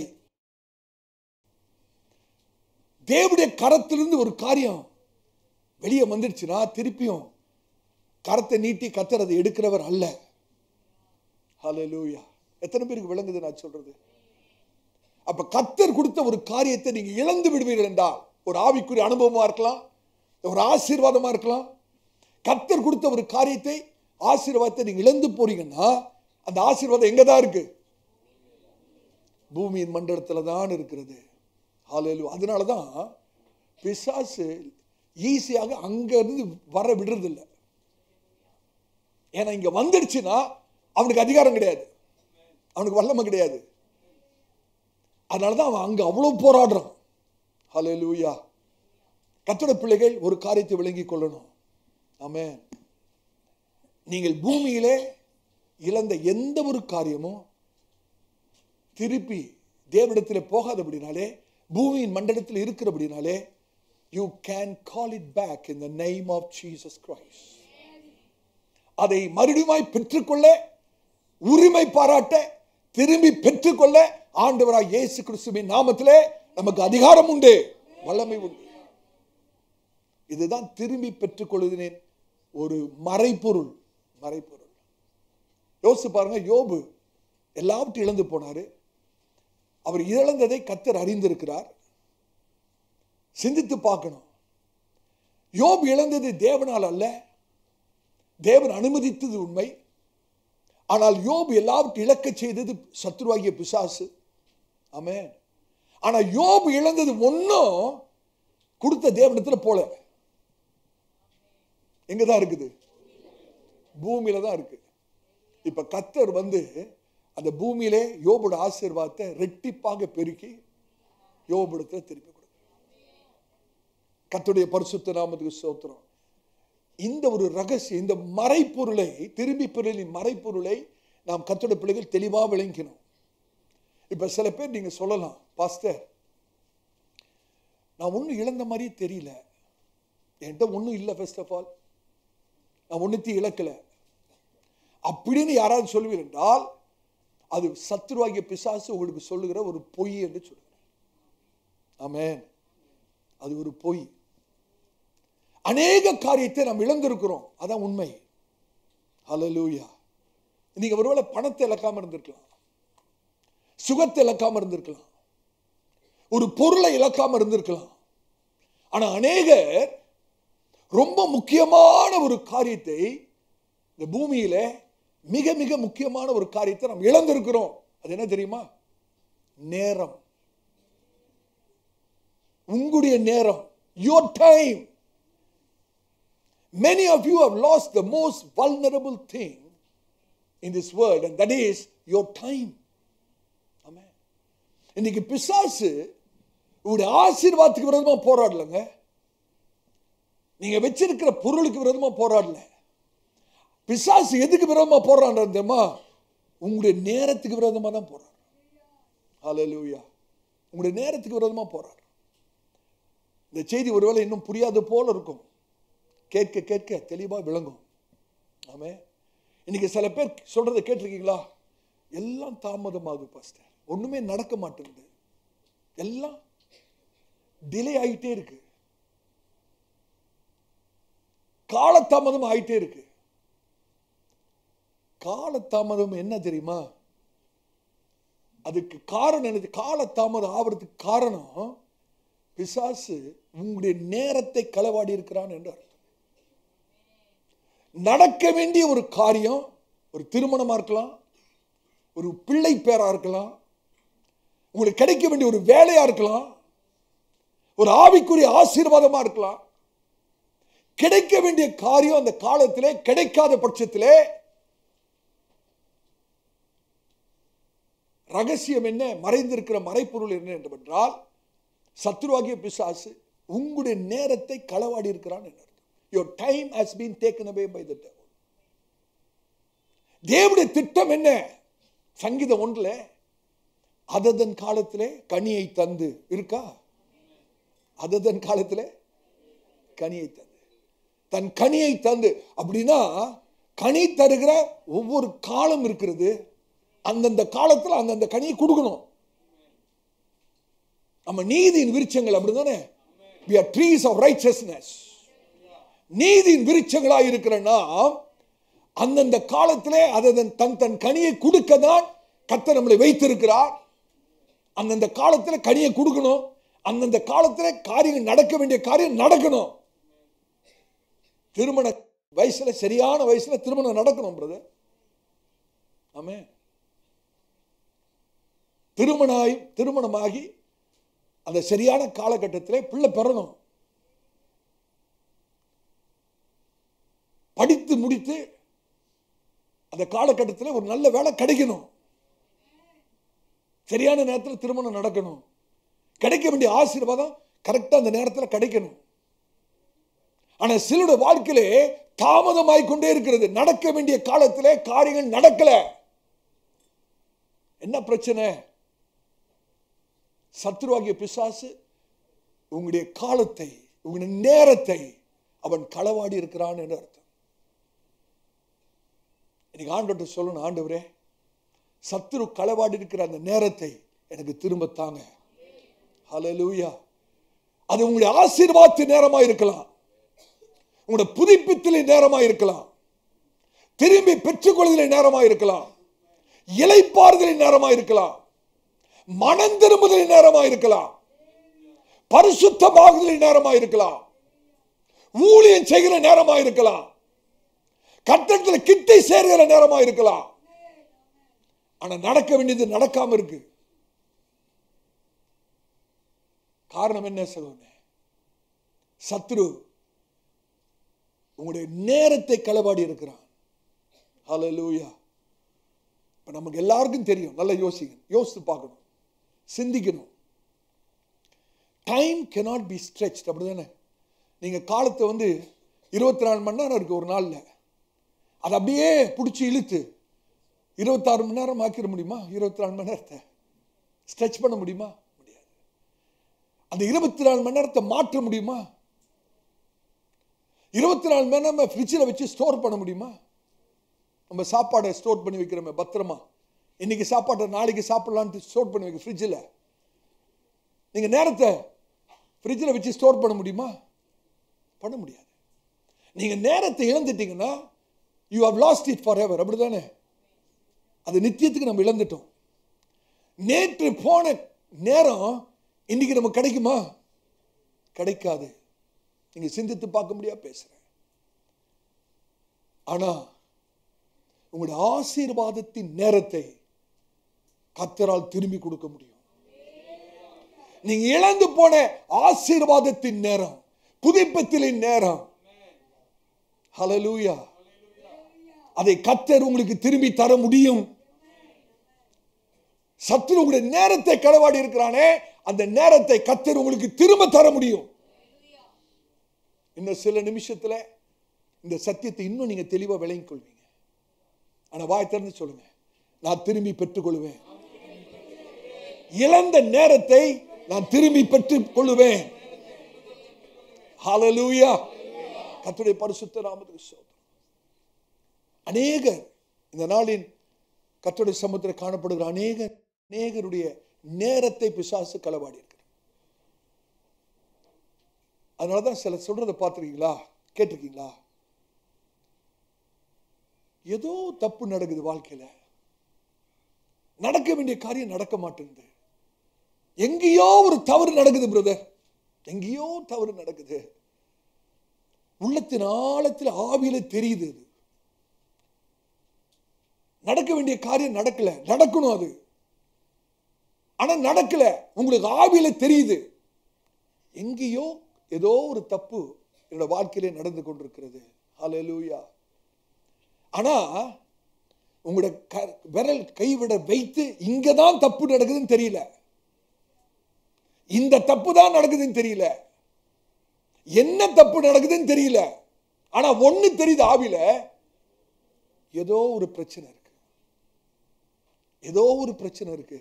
நான் இருக்க வேண்டிய இடம் இது இல்லையே, நான் வாழ வேண்டிய வாழ்க்கை இது இல்லையே, என்னுடைய ஆவிக்குரிய வாழ்க்கை இப்படி இல்லையே. ஆவியிலே உணர்த்தப்படுகிறீர்கள். ஆமென்.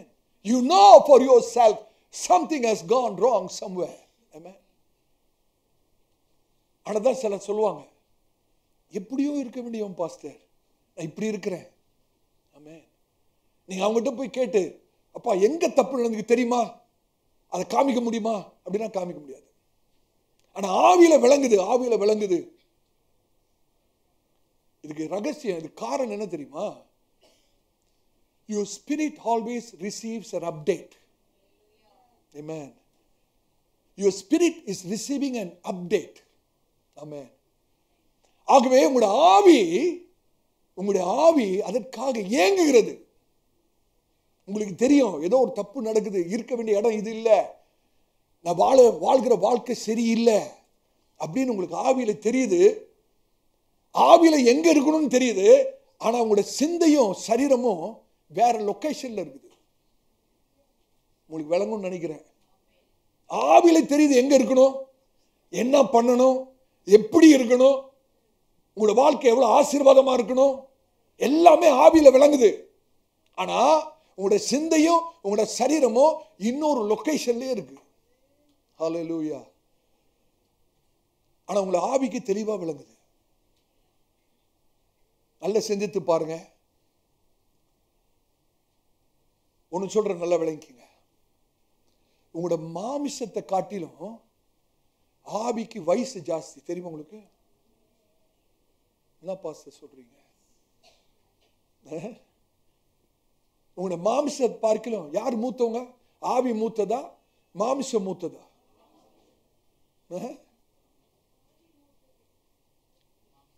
சிந்திக்கணும், சிந்திக்கணும். Your spirit is older than the flesh. Your spirit is older than the flesh. எது மூத்ததுப்பா? ஆவியா மாம்சமா? ஆவி. எப்படி? இல்ல பாஸ்டர், சும்மா சொல்லி அடிச்சு விட்டேன். ஆதியாகமம் 1ஆம் அதிகாரத்தில் கர்த்தர் மனுஷனை சிருஷ்டிக்கும் போது ஆவியின் மனுஷனாக தான் சிருஷ்டித்தார், சரீரம் இல்ல. God created man as a spirit being out of nothing. ஒன்றுமே இல்லாததிலிருந்து மனுஷனை உண்டாக்கின போது அவன் ஆவியின் மனுஷனாக உண்டாக்கினான். அதுக்கு லாட்டின் வேர்ட் நான் ஏற்கனவே சொல்லியிருக்கேன், எத்தனை பேருக்கு ஞாபகம் இருக்கு? கிரீஷியோ எக்ஸ் நிகாயிலோ. நிகாயிலோ, கிரீஷியோனா கிரியேஷன், நிகாயிலோனா ஒன்றுமில்லாததிலிருந்து. அப்ப முதலே சிருஷ்டிக்கப்பட்ட மனுஷன் ஆவியின் மனுஷன், சரீரம் இல்லை. ஆதியாகமம் 2ஆம் அதிகாரத்துல தான் தேவனாகிய கர்த்தர் பூமியில் மண்ணை எடுத்து ஆவியாயிருந்த மனுஷனுக்கு ஒரு சரீரத்தை உண்டு பண்ணார். அதுக்கு லாட்டின் வேர்ட் என்னது? கிரிஷியோ எக்ஸ் மெட்டீரியா. கிரிஷியோனா கிரியேஷன், மெட்டீரியானா with the material. A body was given. சரீரம் கொடுக்கப்படுகிறது. ஹalleluya. எல்லாம் கவனிங்க. கர்த்தர் நம்மளை தெரிந்தெடுத்திருக்கிறார், உங்களை அபிஷேகித்திருக்கிறார், உங்களை தனியே பிரித்திருக்கிறார். இதெல்லாம் எப்ப நடந்ததுன்னு கேட்டீங்கன்னா ஆவியில. விளங்கிறது கஷ்டமா இருக்குல்ல? கர்த்தர் உங்களை தெரிந்தெடுத்திருக்கிறார், உங்களை அபிஷேகித்திருக்கிறார், வேறு பிரித்திருக்கிறார். இதெல்லாம் எப்ப பண்ணாரு? ஆவியில. நான் உனக்கு கேட்கட்டா பிரதர் சிஸ்டர், கர்த்தர் உங்களை எப்ப தெரிந்து கொண்டார்? உண்மையாவா? கர்த்தர் உங்களை எப்ப தெரிந்து கொண்டார்? உலக தோற்றத்துக்கு முன்பாகவே, தாயின் கருவிலை உருவாதுக்கு முன்பாகவே. அப்ப எப்படி இருந்தீங்க பிரதர்? ஆவியில. அப்ப கர்த்தர் ஆவியின் மனுஷனுக்கு தான் நமக்கு எல்லாமே செய்திருக்கிறார். ஹல்லேலூயா. உலக தோற்றத்துக்கு முன்பாகவே கர்த்தர் என்னை தெரிந்து கொண்டார் என்றால், உலகம் தோற்றத்துக்கு முன்பாக எனக்கு சரீரம் இல்லையே. கர்த்தர் எப்படி பார்க்கிறாரு? ஆவியின் மனுஷனாக பார்க்கிறார். ஆமென். ஆண்டவராய் இயேசு யோசித்து பாருங்க. ஆண்டவராய் இயேசு இந்த உலகத்திலே ஒரு சரீரத்தை எடுத்து வருவதற்கு முன்பாக ஆண்டவராய் இயேசு எப்படி இருந்தார்? தேவன் ஆவியாகவே இருக்கிறார். அப்படிதானே? ஆமென். இப்ப விளங்குதா எது மூத்ததுன்னு? மாம்சத்தை காட்டிலும் ஆவி மூத்தது. ஆமென். அதனாலதான் உங்க ஆவிக்கு தெரியும், உங்களுடைய நிஜ வாழ்க்கை மாமிசத்துக்கு தெரியாது. நீங்க இருக்க வேண்டிய வாழ்க்கை, நீங்க வாழ வேண்டிய வாழ்க்கை, நீங்க இருக்க வேண்டிய இடம், உங்களுடைய ஸ்தானம், உங்களுடைய ஆசீர்வாதம் எல்லாமே ஆவிக்கு தெரியும். உங்களுடைய நிஜமான வாழ்க்கை மாமிசத்துக்கு தெரியாது, மனதுக்கு சிந்தைக்கு தெரியாது. யாருக்கு தெரியும்? ஆவிக்கு தெரியும். ஹல்லேலூயா. உங்களுடைய மனதுக்கு சிந்தைக்கு புரியாத காரியத்தை ஆவி புரிந்து கொண்டு ஆவியில சொல்லும், இல்லையே ஏதோ தவறு நடக்குதே, நான் இருக்கிற வேண்டிய இடத்துல இல்லையே, நடக்க வேண்டிய காரியம் இன்னும் நடக்கலையே, இது நடக்கணுமே. எது சொல்றது? ஆவி. ஆனா மனசுக்கு மனசு என்ன தெரியுமா சொல்றது? இதுதான் என்னுடைய வாழ்க்கை, நான் இப்படிதான் இருந்தாகணும், வேற வழி இல்லை. மனசு சொல்றதை நம்பிராதீங்க, ஆவி சொல்றதை நம்புங்க. ஹல்லேலூயா. சார் சொல்றது கேட்டீங்களா? நான் எங்கேயோ இருக்க வேண்டிய பிரதர், எங்கேயோ இருக்க வேண்டியவன், இன்னைக்கு இங்க இருக்கிறேன். எப்படியோ இருக்க வேண்டியவன், இன்னைக்கு இப்படி கஷ்டப்படுறேன். ஹல்லேலூயா. ஒன்றும் நடக்க மாட்டேங்குது. ஹல்லேலூயா. சிலர் இப்படி சொல்லுவாங்க, ஒன்றும் நடக்கல, நடக்க வேண்டிய நடக்கலன்னா சில பேர் என்ன நினைச்சிருவாங்கன்னா, யாரோ சேவனை பண்ணியிருக்காங்க போல இருக்கு, ஏதோ ஒரு சாபம் இருக்கு போல, வாழ்க்கையில முற்பிதாக்களின் சாபம் இருக்கு, அதனாலதான் எனக்கு ஒன்றும் நடக்க மாட்டேங்குது, வாழ்க்கையில நடக்க வேண்டியது நடக்கல, இருக்க வேண்டிய இடத்துல நான் இல்லை, போக வேண்டிய பாதையில நான் போகல. ஆனா உங்க ஆவிக்கு தெரியும், உள்ளான ஆவிக்கு தெரியும். ஹல்லேலூயா. எத்தனை பேருக்கு நான் சொல்றது விளங்குது? கர்த்தருடைய பரிசுத்த நாமத்துக்கு ஸ்தோத்திரம். Your spirit will never mislead you. நல்ல கவனிக்க, உங்களுடைய ஆவி உங்களை ஒருபோதும் தவறா நடத்தாது. உங்களுடைய மாமிசம் உங்களை தவறா நடத்திக்கிட்டே இருக்கும். உங்களுடைய மாமிசம் தவறா நடத்திட்டு இருக்கும். அதனாலதான் மாமிசத்துக்கு இடம் கொடுக்க கூடாது, ஆவியினால நடத்தப்படணும். ஆவி ஒரு நாளும் தப்பு பண்ணாது. ஆவி சொல்லுதுன்னு வச்சுங்க, ஏதோ உங்களோட வாழ்க்கையில சரியில்லைன்னு ஆவி சொல்லுச்சுன்னா தட்ஸ் ரைட், உங்களோட வாழ்க்கையில ஏதோ சரியில்லைன்னு தான் அர்த்தம். ஆவி ஒரு நாளும் உங்களை தவறா நடத்தாது. ஹல்லேலூயா. கர்த்தருடைய பரிசுத்த நாமத்துக்கு ஸ்தோத்திரம். ஆமென். அப்ப சரீரம் அறியாத ஒரு காரியத்தை, உங்களுடைய சிந்தை அறியாத காரியத்தை யார் அறிந்திருக்கிறா? ஆவி அறிந்திருக்கிறது. ஹல்லேலூயா. இன்னைக்கு அந்த ஆவி சொல்லுது, உன்னுடைய நேரம் களவாடப்பட்டிருக்கிறது. Your time has been stolen. உன்னுடைய நேரம் சத்துரு களவாடி இருக்கிறான். ஹல்லேலூயா. நான் உனக்கு சொல்ற நல்ல கவனிங்க. The enemy does not really care what you possess as long as he as he can hold on to your time. சத்துருவாகிய பிசாசு உங்களுடைய நேரத்தை, நல்லா கவனிக்கிறீங்களா, உங்களுடைய நேரத்தை தன்னுடைய கையில வைத்திருக்கிற வரைக்கும் உங்ககிட்ட என்ன இருக்கு என்ன இல்லைன்னு அவன் கவலைப்படவே மாட்டான். அவன்கிட்ட என்ன இருக்கு? உங்களுடைய நேரத்தை களவாடி வச்சிருக்கிறான். உங்களுடைய நேரத்தை அவன் களவாடி வச்சிருக்கிற வரைக்கும் உங்ககிட்ட என்ன இருக்கோ என்ன இல்லையோ அவனுக்கு கவலையே கிடையாதுங்க. அவன் உங்களுடைய நேரத்தை வைத்திருக்கிற வரைக்கும் அவன் உங்களுடைய வாழ்க்கையை ஆளுகை செய்து கொண்டிருக்கிறான் அர்த்தம். He controls your destiny as long as he holds on to your time. உங்களுடைய நேரத்தை அவன் வைத்திருக்கிற வரைக்கும் அவன் நீங்க அடைய வேண்டிய இலக்கை அவன் கட்டுப்பாட்டுக்குள்ளே வைத்திருக்கிறான். ஆனாதான் நீங்க நிறைய பேர் அடைய வேண்டிய இலக்கை அடைய முடியாமல் இருக்கிறார்கள். காரணம், பிசாசு அவனுடைய நேரத்தை தன்னுடைய கையில வச்சிருக்கிறான்.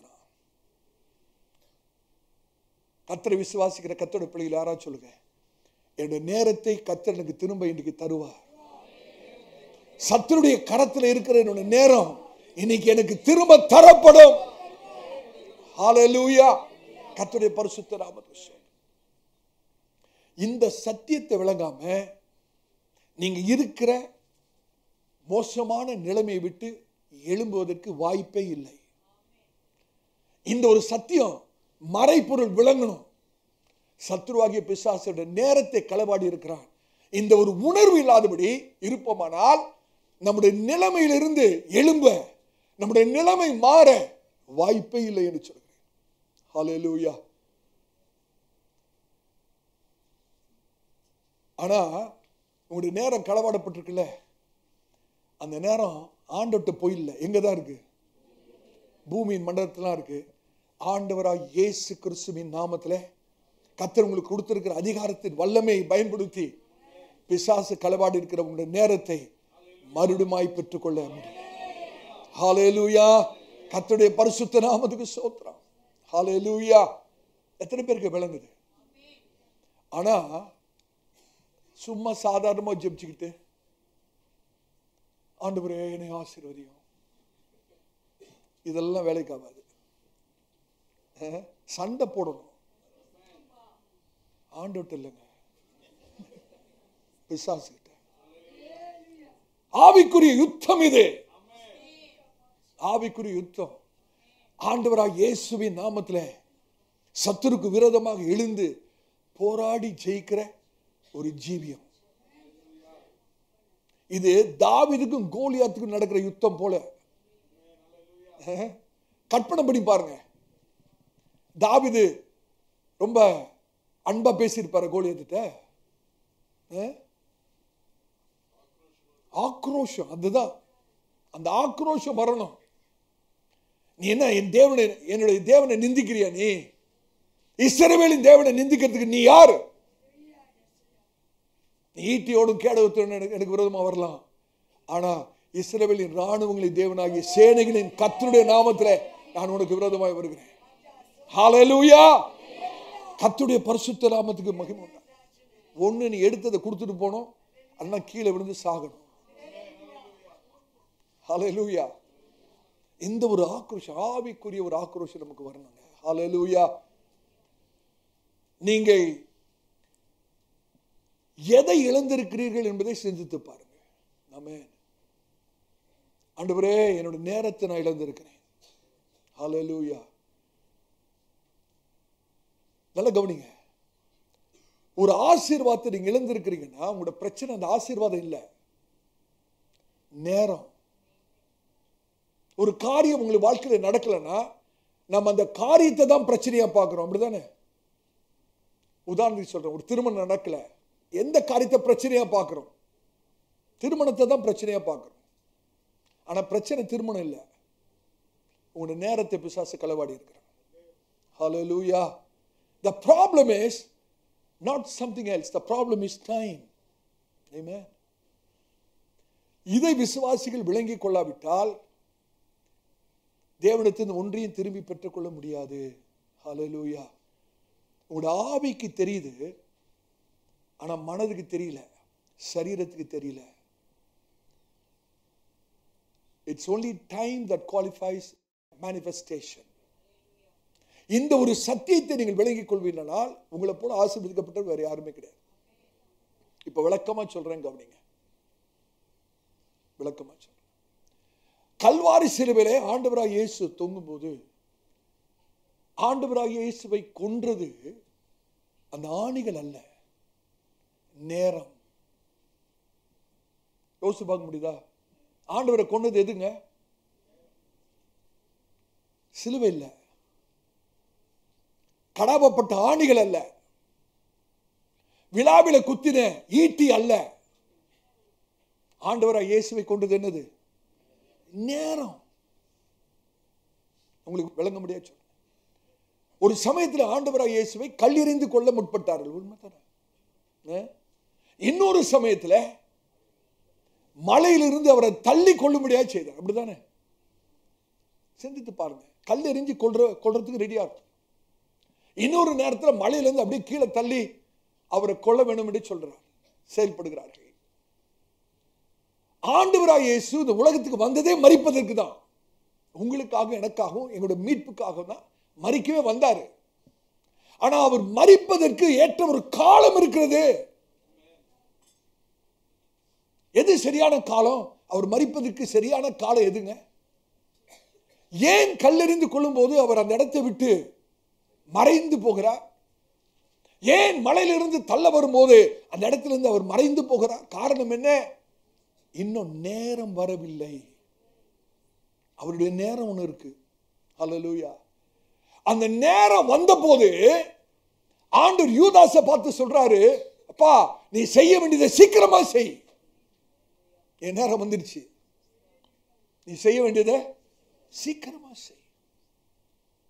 Because it was his time. அது அவருடைய நேரம். ஆமா, நீ யோசித்து பாருங்க, சிந்தித்து பார்க்க முடியாதான் சொல்றேன்.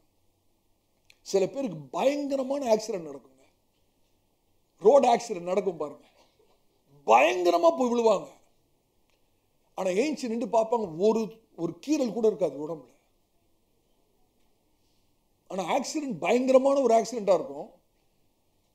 ஆனா உடம்புல பார்த்தீங்கன்னா ஒரு கீறல் கூட இருக்காது, ஒண்ணுமே நடக்காது போல ஏஞ்சி நிற்பான்.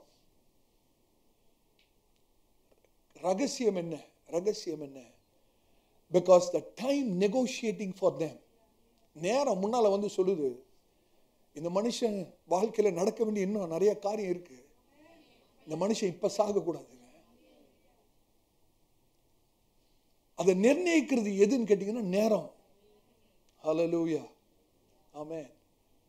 இப்ப நல்லா விளங்கிக்கணும். நீங்க நான் இப்ப சொல்லும் போது நான் தப்பா விளங்க கூடாது. மற்ற மதத்தினர்கள் ஒரு காரியத்தை நம்புறாங்க, என்னன்னா ஒரு குறிப்பிட்ட நாள்ல நல்ல நேரம் கெட்ட நேரம் இருக்கா? ஆமா, இதெல்லாம் நம்ம நம்புறவங்க அல்ல, அது பேய்த்தனமான காரியம். ஒரு நாள்ல இது நல்ல நேரம் அது கெட்ட நேரம்னு சொல்றதெல்லாம் பேய்த்தனமான காரியம். அது சத்தியம் அல்ல, அதை நம்ம விசுவாசிக்கிறது அல்ல. ஒரு கர்த்தருடைய பிள்ளைக்கு ஒரு நாள்ல ஒவ்வொரு நிமிஷமும் அருமையான நேரம். எல்லாருக்கும் அல்ல. யாருக்கு தெரியுமா? காலத்தை ஆதாயப்படுத்திக் கொள்கிறவர்களுக்கு. காலம் பொல்லாததா இருக்கிறபடினாலே காலத்தை ஆதாயப்படுத்திக் கொள்கிறவர்களுக்கு ஒவ்வொரு நிமிஷமும் ஆசீர்வதிக்கப்பட்ட நிமிஷம். வேதம் என்ன சொல்றது? எபேசியர் 5:16 வாசிங்க. எபேசியர் 5:16. நாட்கள் பொல்லாதவைகளானதால் காலத்தை பிரயோஜனப்படுத்திக் கொள்ளுங்கள். இது எத்தனை பேருக்கு இந்த வசனத்தோட விளக்கம் தெரியும் தெரியல. இந்த ஒரிஜினல்ல மூல பாஷையில போய் படிச்சு பார்த்தீங்கன்னா இந்த மூல பாஷையில எப்படி தெரியுமா இருக்கு? உங்களுடைய காலத்தை பொல்லாதவன் களவாடுவதற்கு சாத்தியம் இருக்கிறபடினாலே உங்களுடைய காலங்களை பிரயோஜனப்படுத்திக் கொள்ளுங்கள். உங்களுடைய காலத்தை, உங்களுடைய நேரத்தை பிசாசு களவாடுவதற்கு சாத்தியம் இருக்கிறபடினாலே உங்களுடைய நேரத்தை ஆதாயப்படுத்திக் கொள்ளுங்கள், பிரயோஜனப்படுத்திக் கொள்ளுங்கள். ஹல்லேலூயா. இப்ப நல்ல கவனிங்க. நீங்கள் இழந்து போன உங்களுடைய நேரத்தை கர்த்தர் திரும்ப தர வேண்டுமானால் கர்த்தர் உங்களுக்கு கொடுத்த காலத்தை, நேரத்தை பிரயோஜனமாய் செலவழிக்க வேண்டும். எத்தனை பேருக்கு விளங்குது? நீங்க காலத்தை நேரத்தை இழந்திருக்கிறீங்க, உங்களோட ஆசீர்வாத நேரத்தை இழந்திருக்கிறீங்க. விளங்குதா எல்லாத்துக்கும்? உங்களோட ஆசீர்வாத நேரத்தை இழந்திருக்கிறீங்க. நடக்க வேண்டிய காரியம் அந்த நேரத்தில் நடக்கல. அந்த ஆசீர்வாத நேரத்தை பிசாசு களவாடி இருக்கிறான். அதை நீங்கள் திருப்பி பெற்றுக்கொள்ள வேண்டுமானால் வேதத்தினுடைய நிபந்தனை என்னது? கர்த்தர் உங்களுக்கு கொடுத்திருக்கிற நேரத்தை, காலத்தை பிரயோஜனப்படுத்திக் கொள்ளணும். அப்படின்னா என்ன அர்த்தம்னா, சரியான ஆவிக்குரிய ரீதியிலே கர்த்தர் கொடுத்த நேரத்தை நாம் செலவழிக்க வேண்டும். எத்தனை பேருக்கு விளங்குது? ஹல்லேலூயா. நீங்க ஞானிகளை பார்த்தீங்கன்னா, ஞானம் உள்ளவர்களை பார்த்தீங்கன்னா, அவங்க பணத்துக்கு முக்கியத்துவம் கொடுக்க மாட்டாங்க, பொருளுக்கு முக்கியத்துவம் கொடுக்க மாட்டாங்க. அவங்க முக்கியத்துவம் கொடுக்கிற ஒரே ஒரு காரியம் என்னென்றால் நேரம் தான். ஏன்னா அவங்களுக்கு ரகசியம் தெரியும். ஒவ்வொரு நிமிஷமும் முக்கியம் பிரதர். உங்களோட வாழ்க்கையில ஒவ்வொரு நிமிஷமும் முக்கியம். ஒவ்வொரு நிமிஷம் முக்கியம். நான் ஒரு காரியத்தை சொல்றேன், நல்லா விளங்கிக்கங்க. பிசாசு எப்படி தெரியுமா உங்களோட நேரத்தை களவாட முடியும்? எப்படி களவாடிட்டு இருக்கான்னு தெரியுமா? ஆசீர்வாத நேரத்தை,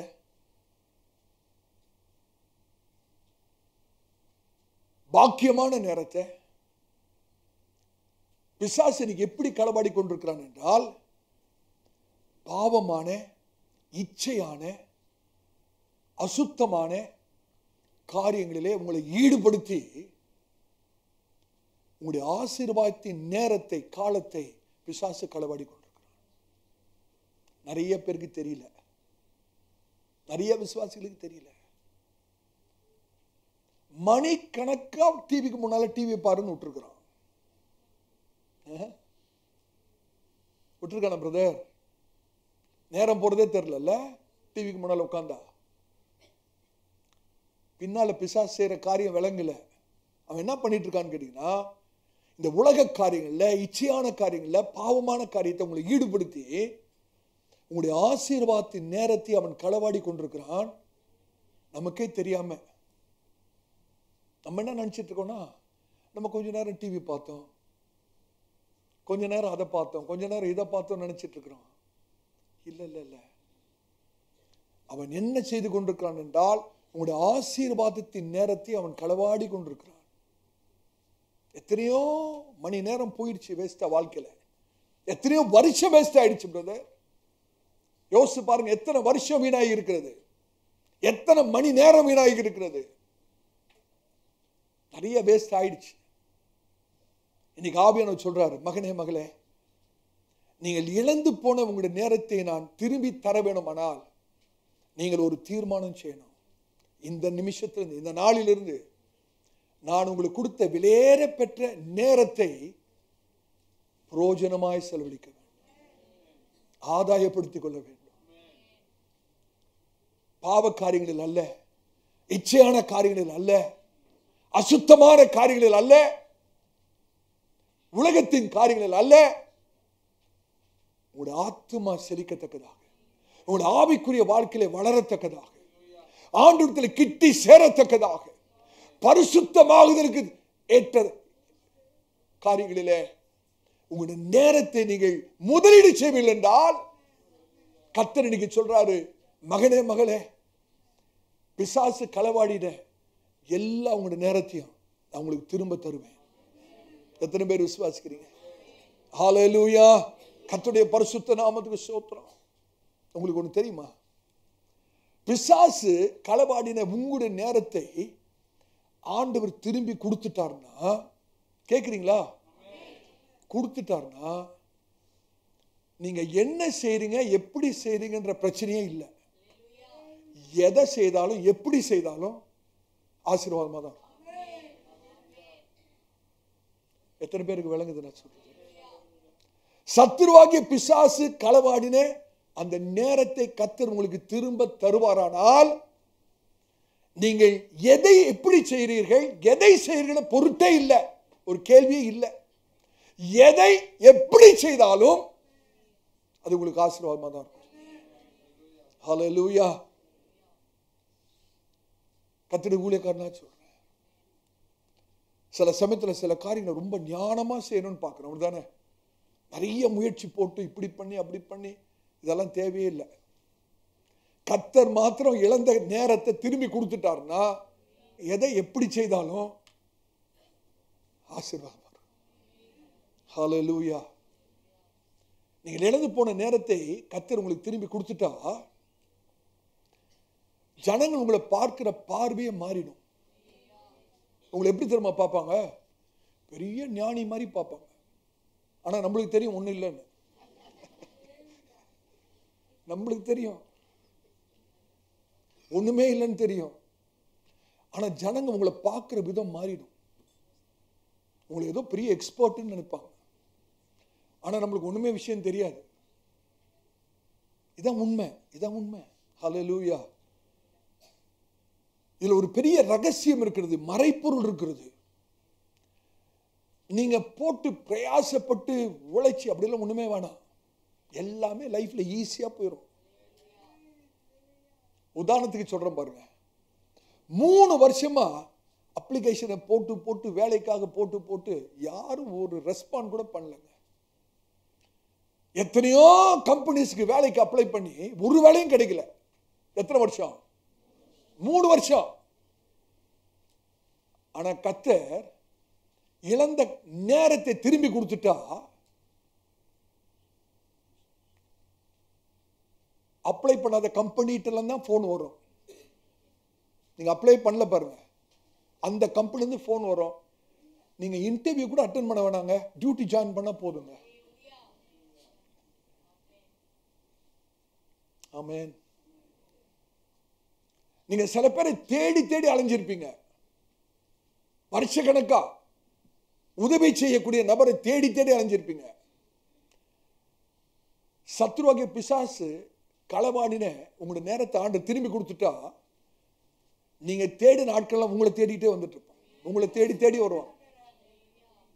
உங்களை தேடி வருவாங்க. நீங்க யாரையும் தேடிட்டுலாம் போக வேண்டிய அவசியம் கிடையாது. ஹல்லேலூயா. உங்களுக்கே ரொம்ப ஆச்சரியமா இருக்கும், என்னடா 3 வருஷமா இந்த ஆளை பார்க்கணும்னு தேடி தேடி பார்த்தோம், கண்டுபிடிக்க முடியல. இப்ப எங்க இருந்து வந்தாரு? 3 வருஷத்துக்கு அப்புறம் இவர் எப்படி வந்தாரு? இந்த காரியம் எப்படி நடந்தது? ஆச்சரியமா இருக்கும். இதோட மறைப்பொருள் என்னன்னு கேட்டீங்கன்னா, பிசாசு களவாணின உங்களுடைய நேரத்தை கர்த்தர் உங்களுக்கு திரும்ப தர வேண்டும். நீங்கள் இழந்த அந்த நேரத்தை கர்த்தர் திரும்ப தர வேண்டுமானால் நீங்க என்ன செய்யணும்? கர்த்தர் கொடுத்த நேரத்தை பிரயோஜனமாக செலவழிக்கணும். பாரத்தோடு பேச ஒவ்வொரு நிமிஷமும் முக்கியம் பிரதர். தயவு செய்து உங்களுடைய நேரத்தை வேஸ்ட் ஆக்காதீங்க. சும்மா உட்காந்து கதை பேசி வீணாக்காதீங்க.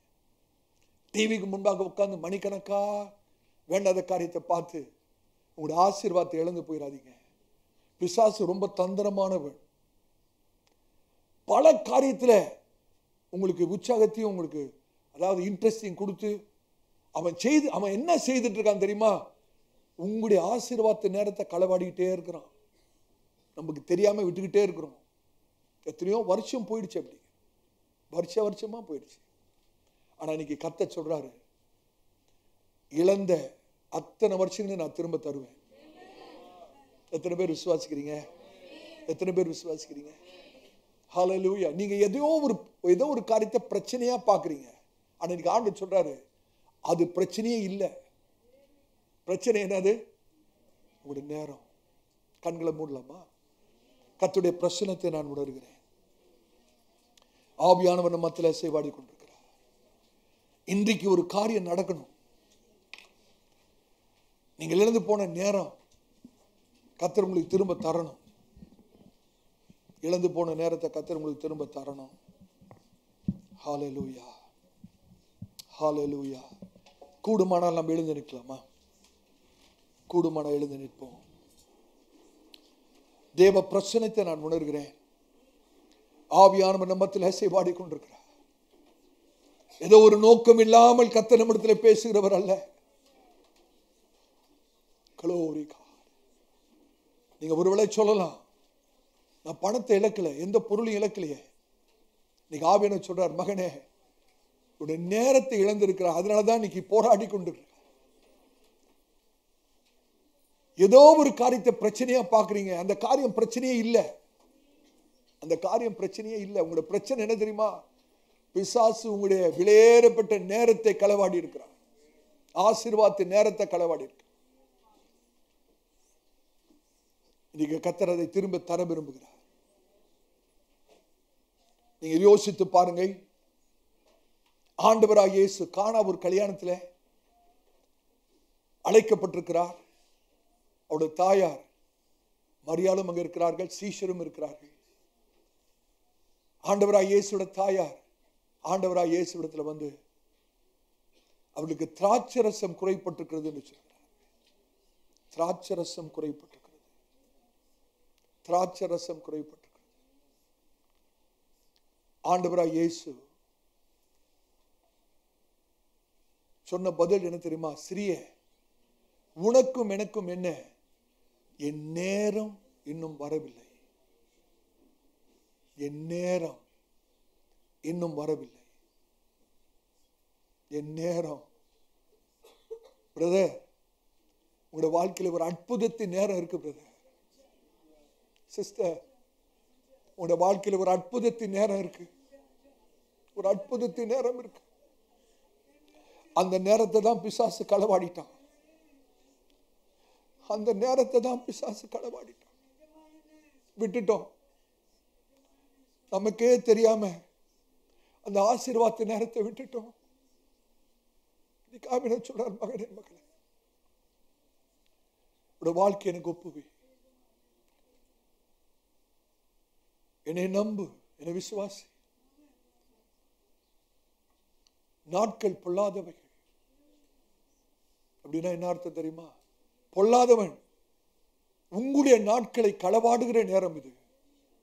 பொல்லாதவன் உங்களுடைய ஆசீர்வாத நேரத்தை களவாடுவதற்கு வாய்ப்பு இருக்கிறது, சாத்தியம் இருக்கிறது. அவன் களவாடி கொண்டிருக்கிறான். ஆகவே உங்களுடைய ஆசீர்வாத நேரத்தை களவாடிக்கிட்டு இருக்கான். அதனால உங்களுடைய நேரத்தை பிரயோஜனமா உங்களுடைய காலத்தை, நேரத்தை ஆதாயப்படுத்திக் கொடுங்க. ஒரு நிமிஷத்தை கூட வீணாக்காதீங்க, ஒரு நிமிஷத்தை கூட வீணாக்காதீங்க. ஒரு 5 நிமிஷம் கிடைக்கா, கர்த்தருடைய சமூகத்துக்கு ஓடுங்க பிரதர், சிஸ்டர். ஒரு 5 நிமிஷம் கிடைச்சா கர்த்தருடைய சமூகத்துக்கு ஓடுங்க. ஒரு 10 நிமிஷம் கிடைச்சா பரிசுத்த வேதாகமத்தை தரங்க, தரங்க. ஒரு 10 நிமிஷம் கிடைச்சா வாயை விரிவா திறந்து வாய் விட்டு கர்த்தரை ஆராதிங்க, கர்த்தரை தொழுது கொள்ளுங்க, கர்த்தரை கிட்டி சேருங்க. ஆவியானவரை சேவாடி, ஆவியானவர் நம்மத்தில் சேவாடி, பரிசுத்த ஆவியரா சேவாடி, ஆவியானவர் நம்மத்தில் சேவாடி. இந்த ஆராதனை முடிப்பதற்குள்ளாக நம்ம ஒரு காரியத்தை செய்ய போகிறோம். ஆண்டவரை நோக்கி கதற போகிறோம். ஆண்டவரே, என்னோட ஆவி சொல்லுது, ஏதோ தவறு இந்த வாழ்க்கையில, ஏதோ ஒரு காரியம் சரியில்லை, ஏதோ ஒரு காரியம் சரியில்லை. மனதுக்கு புரியல, சிந்தைக்கு புரியல, சரீரத்துக்கு புரியல, ஆவிக்கு புரியுது. என்னோட ஆவிக்கு தெரியுது, something has gone wrong somewhere. நான் இப்படி இருக்க வேண்டியவன் அல்ல, இப்படி போராட வேண்டிய அவசியம் என்ன? ஏன் என் வாழ்க்கை இப்படி இருக்கிறது? ஏன் நடக்க வேண்டிய காரியம் எனக்கு நடக்கல? மற்றவங்களுக்கு நடக்குது, எனக்கு நடக்கலையே. ஏன் நடக்கல? ஏன் வாழ்க்கையில் ஆசீர்வாதம் இல்லை? மகனே மகளே, உங்களோட பிரச்சனை ஆசீர்வாதம் அல்ல, உங்களோட பிரச்சனை நேரம். பிசாசு அந்த ஆசீர்வாதத்தின் நேரத்தை களவாடி இருக்கிறான். நம்ம தான் விட்டு கொடுத்துருக்கிறோம். இன்னைக்கு கர்த்தர் சொல்லுகிறார், மகனே மகளே, நான் மறுபடியும் அதை தருவேன். அந்த ஆசீர்வாதத்தின் நேரம், களவாடின ஆசீர்வாதத்தின் நேரம், அதை கர்த்தர் உங்களுக்கு தந்துட்டார்னா, இந்த நிமிஷத்திலிருந்து உங்களோட வாழ்க்கை இப்ப இருக்கிறது போல இருக்காது. உங்களோட வாழ்க்கை இப்ப இருக்கிறது போல இருக்காது பிரதர். நீங்க எதை செய்தாலும் சரி, செய்யாவிட்டாலும் சரி, உங்களோட வாழ்க்கை ஆசீர்வாதமா இருக்கும். உங்களோட வாழ்க்கை செழிப்பா இருக்கும். நீங்க போகிற இடம்லாம் வாய்க்கும், செய்கிற காரியம்லாம் வாய்க்கும். உங்களை பார்க்கிறவர்கள் ஆசீர்வதிக்கப்பட்டவன் சொல்வாங்க. உங்களை யார் பார்த்தாலும் இந்த நபர் மீது கர்த்தருடைய கரம் இருக்குன்னு சொல்லுவாங்க. இந்த சகோதரி மீது கர்த்தருடைய கரம் இருக்கிறது. இந்த சகோதரி மீது தேவனுடைய கரம் இருக்கிறது. தேவ தயவு இருக்கிறது. ஹல்லேலூயா. இன்னைக்கு எதையோ நம்ம பிரச்சனை நினைச்சிட்டு அதுக்காக ஜெபிச்சிட்டு இருக்கிறோம். இன்னைக்கு ஆவியானவர் சொல்றாரு, அதெல்லாம் பிரச்சனையே இல்லை மகனே. மகனே, அதெல்லாம் பிரச்சனை இல்லை. உடைய வேலை ஒரு பிரச்சனை அல்ல, பணம் ஒரு பிரச்சனை அல்ல, உடைய சூழ்நிலை ஒரு பிரச்சனை அல்ல, உடைய திருமணம் ஒரு பிரச்சனை அல்ல, உன் வேலை ஒரு பிரச்சனை அல்ல. உடைய பிரச்சனை நேரம், பிசாசு களவாடின அந்த நேரம். இன்னைக்கு கர்த்தரிடத்தில் வாயை திறந்து சத்தத்தை உயர்த்தி, கூடுமானால் கண்ணீர் சிந்தி போராடி எல்லா அதிகாரத்தோடு, வல்லமையோடு, பரிசுத்தாவின் அபிஷேகத்தோடு, சத்ருவாகிய பிசாசே, நீ களவாடின நேரத்தை இயேசு கிறிஸ்துவின் அதிகாரமுள்ள நாமத்தில் கர்த்தருடைய ஜனத்துக்கு திரும்பத்தா. ஹல்லேலூயா. Oh, we thank you Lord. ஆண்டவரை நோக்கி கேளுங்க பிரதர், சிஸ்டர், ஆண்டவரை நோக்கி கேளுங்க. ஆண்டவருடைய முகத்தை பார்த்து கேளுங்க. ஆண்டவரே, ஆண்டவரே, நீர் கிருபையாய் கொடுத்த காலத்தை வீணாக்கி விட்டு சத்துரு களவாட விட்டு விட்டேன். ஆண்டவரே, நான் ஏமாற்றம் அடைஞ்சிட்டேன்ப்பா. ஏமாந்துட்டான், ஏமாந்துட்டேன். இனிமேலும் நான் ஏமாற மாட்டேன். இனிமேலும் ஏமாற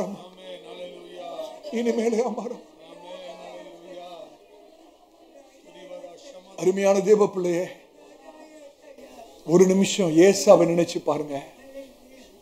ஏசாவை நினைச்சு பாருங்க.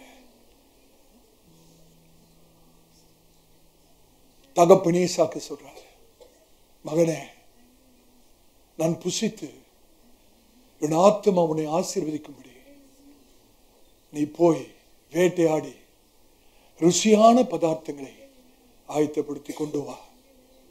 நான் உன்னை ஆசீர்வதிக்க வேணும்.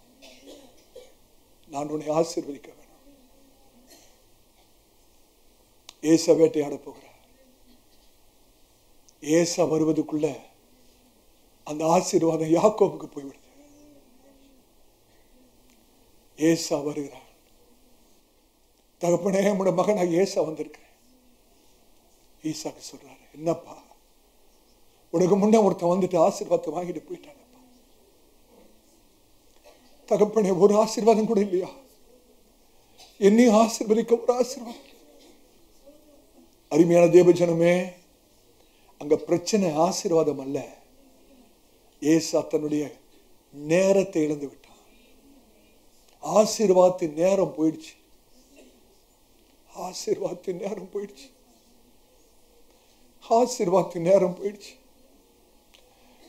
அதுக்கு பிறகு வந்து அழுகிறான், மன்றாடுகிறான். ஈசா சொல்றாரு, இல்ல மகனே, எல்லா ஆசீர்வாதத்தையும் நான் கொடுத்துட்டேன்ப்பா, எல்லாத்தையும் கொடுத்துட்டேன். நீங்க அநேகர்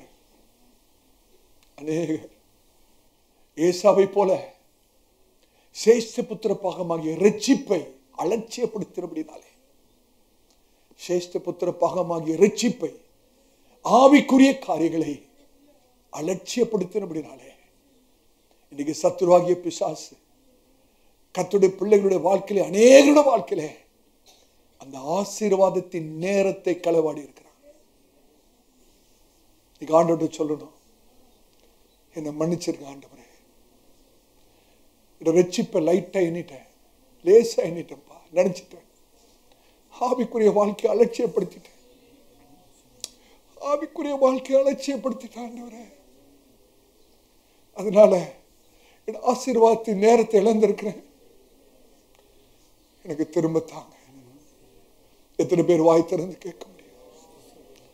எத்தனை பேர் வாய் திறந்து கேட்க முடியும்? மௌனமா இருந்து ஆண்டவர்கிட்ட ஒன்றும் பெற முடியாது. கேட்கிறவன் பெற்றுக் கொள்கிறான். எல்லாரும் வாய்களை திறந்து, வாய்களை திறந்து, ஓ தேங்க்யூ லார்ட், நன்றி ஆவியானவர், ஓ தேங்க்யூ காட், ஹல்லேலூயா, வல்லமை உண்டு, ஹல்லேலூயா, வல்லமை உண்டு உண்டு, அற்புத வல்லமை இயேசுவே ரத்தத்தால். வல்லமை உண்டு உண்டு, அற்புத வல்லமை ஆட்டுக்குட்டியின் ரத்தத்தினால். வல்லமை உண்டு உண்டு, அற்புத வல்லமை இயேசுவே ரத்தத்தால். வல்லமை உண்டு உண்டு, அற்புத வல்லமை ஆட்டுக்குட்டியின் ரத்தத்தினால். இயேசு என்னும் நாமத்தில், இயேசு என்னும் நாமத்தில் ஜெயம் நமக்குண்டு. ஹல்லேலூயா, இயேசு என்னும் நாமத்தில், இயேசு என்னும் நாமத்தில் கைகள் பறந்தோடும். இயேசு நாமத்தில் நிற்கும் போது யார் நமக்கு எதிராக நிற்பாரே? இயேசு இயேசு நாமத்திலே ஜெயம் நமக்குண்டு. இயேசு என்னும் நாமத்தில், ஓ இயேசு என்னும் நாமத்தில், இயேசு என்னும் நாமத்தில் ஜெயம் நமக்குண்டு.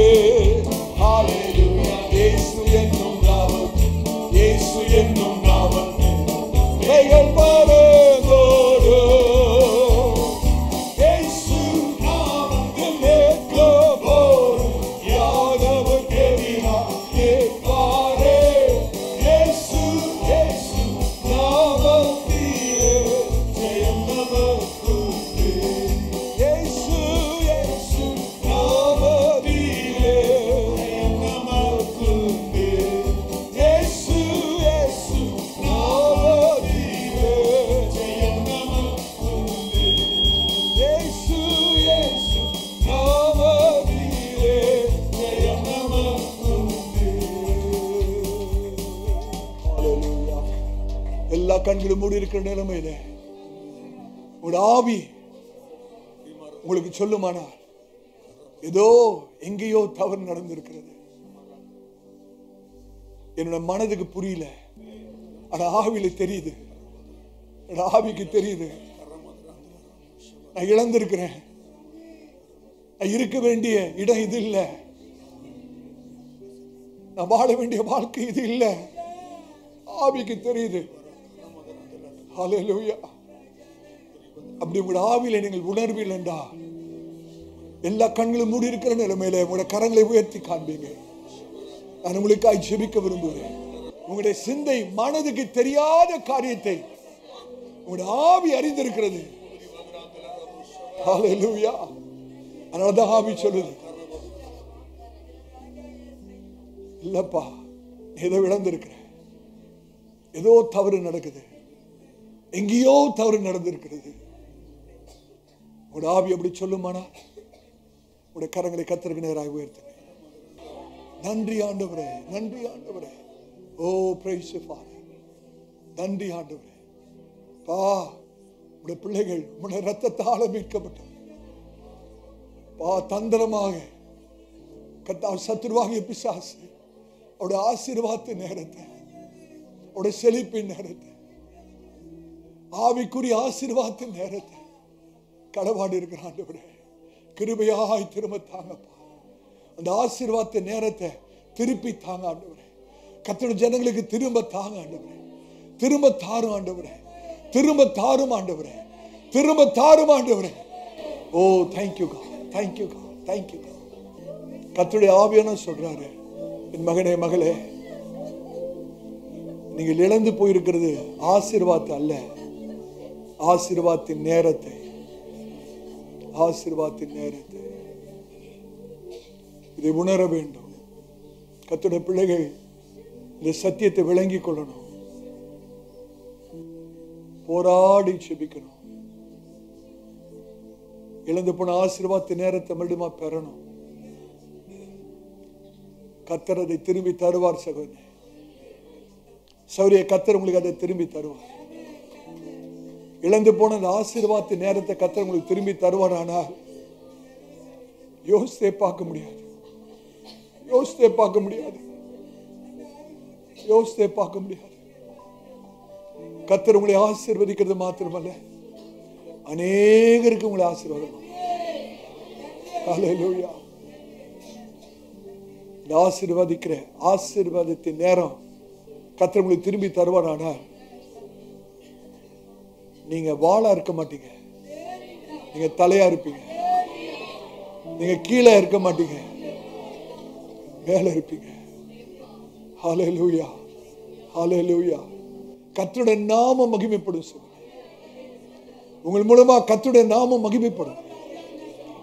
கர்த்தருடைய ஊழியக்காரனாய் கர்த்தருடைய ஜீவனை கொண்டு சொல்கிறேன், இந்த வரும் நாட்களில் கர்த்தர் இப்படிப்பட்ட சாட்சிகளை நான் எழுப்புவேன். கர்த்தர் சொல்றேன், இப்படிப்பட்ட சாட்சிகளை நான் எழும்ப பண்ணுவேன். இந்த சபையிலே இப்படிப்பட்ட சாட்சிகளை நான் எழும்ப பண்ணுவேன். ஹல்லேலூயா. கர்த்தருடைய நாமம் மகிமைப்படும், கர்த்தருடைய நாமம் மகிமைப்படும்.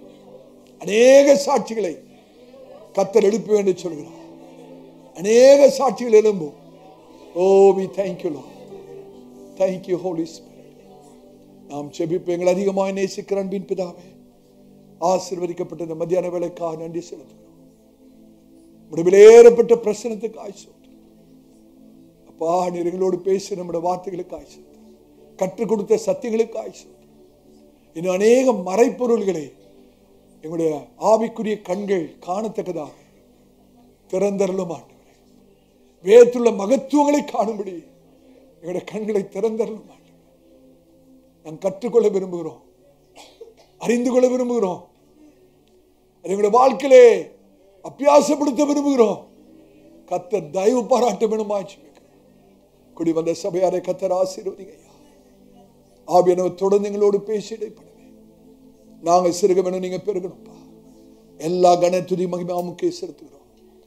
இயேசு கிறிஸ்துவின் நாமத்தில் ஜெபம் கேளும் எங்க நல்ல பிதாவே. உடைய கர்த்தராகிய இயேசு கிறிஸ்துவின் கிருபையும் பிதாவின் விட அன்பும் பரிசுத்த ஆவியினுடைய அன்யோன்ய ஐக்கியம் நம் அனைவரோடு கூட சகல பரிசுத்தவான்களோடு கூட என்றும் என்றும் சீக்கிரமாய் வரப்போகிற ஆண்டவராகிய இயேசு கிறிஸ்துவின் வருகை பரிந்தும் இருப்பதாக. ஆமென். கர்த்தர் உங்களை ஆசீர்வதிப்பார். கர்த்தர் உங்களோடு கூட இருப்பார். இன்று பிரசங்கிக்கப்பட்ட கர்த்தருடைய வார்த்தையினால் நீங்கள் ஆசீர்வதிக்கப்பட்டு இருப்பீர்கள் என்று நம்புகிறோம். நமது திருச்சபையின் ஞாயிறு ஆராதனை நேரங்கள்: ஆங்கில ஆராதனை காலை 7 மணிக்கு நடைபெறும். தமிழ் ஆராதனை காலை 10:30 மணிக்கு நடைபெறும். இருமொழி வேத பாடம் மாலை 6 மணிக்கு நடைபெறும். நம் திருச்சபையின் விலாசம்: அப்போஸ்தல கிறிஸ்தவ சபை, பெரம்பூர் ஊழியங்கள், 74 வல்லாடு தெரு, அகரம், சென்னை 6,82,000. தனிப்பட்ட ஜெபத்திற்கு தொடர்பு கொள்ள வேண்டிய அலைபேசி எண்கள் 9566262203 மற்றும் ஒரு எண் 9551648083. மேலும் ஒரு எண் 9914447894. நமது திருச்சபையின் தொலைபேசி எண் 04431508155. மேலும் மற்ற பிரசங்கங்களுக்கு நமது யூடியூப் சேனலான ஏசிஏ பெரம்பூர் மினிஸ்ட்ரீஸை அணுகவும். நமது திருச்சபையின் வலைதள முகவரி www.acaperambourministries.org. தேவன் உங்களை ஆசீர்வதிப்பாராக. ஆமென்.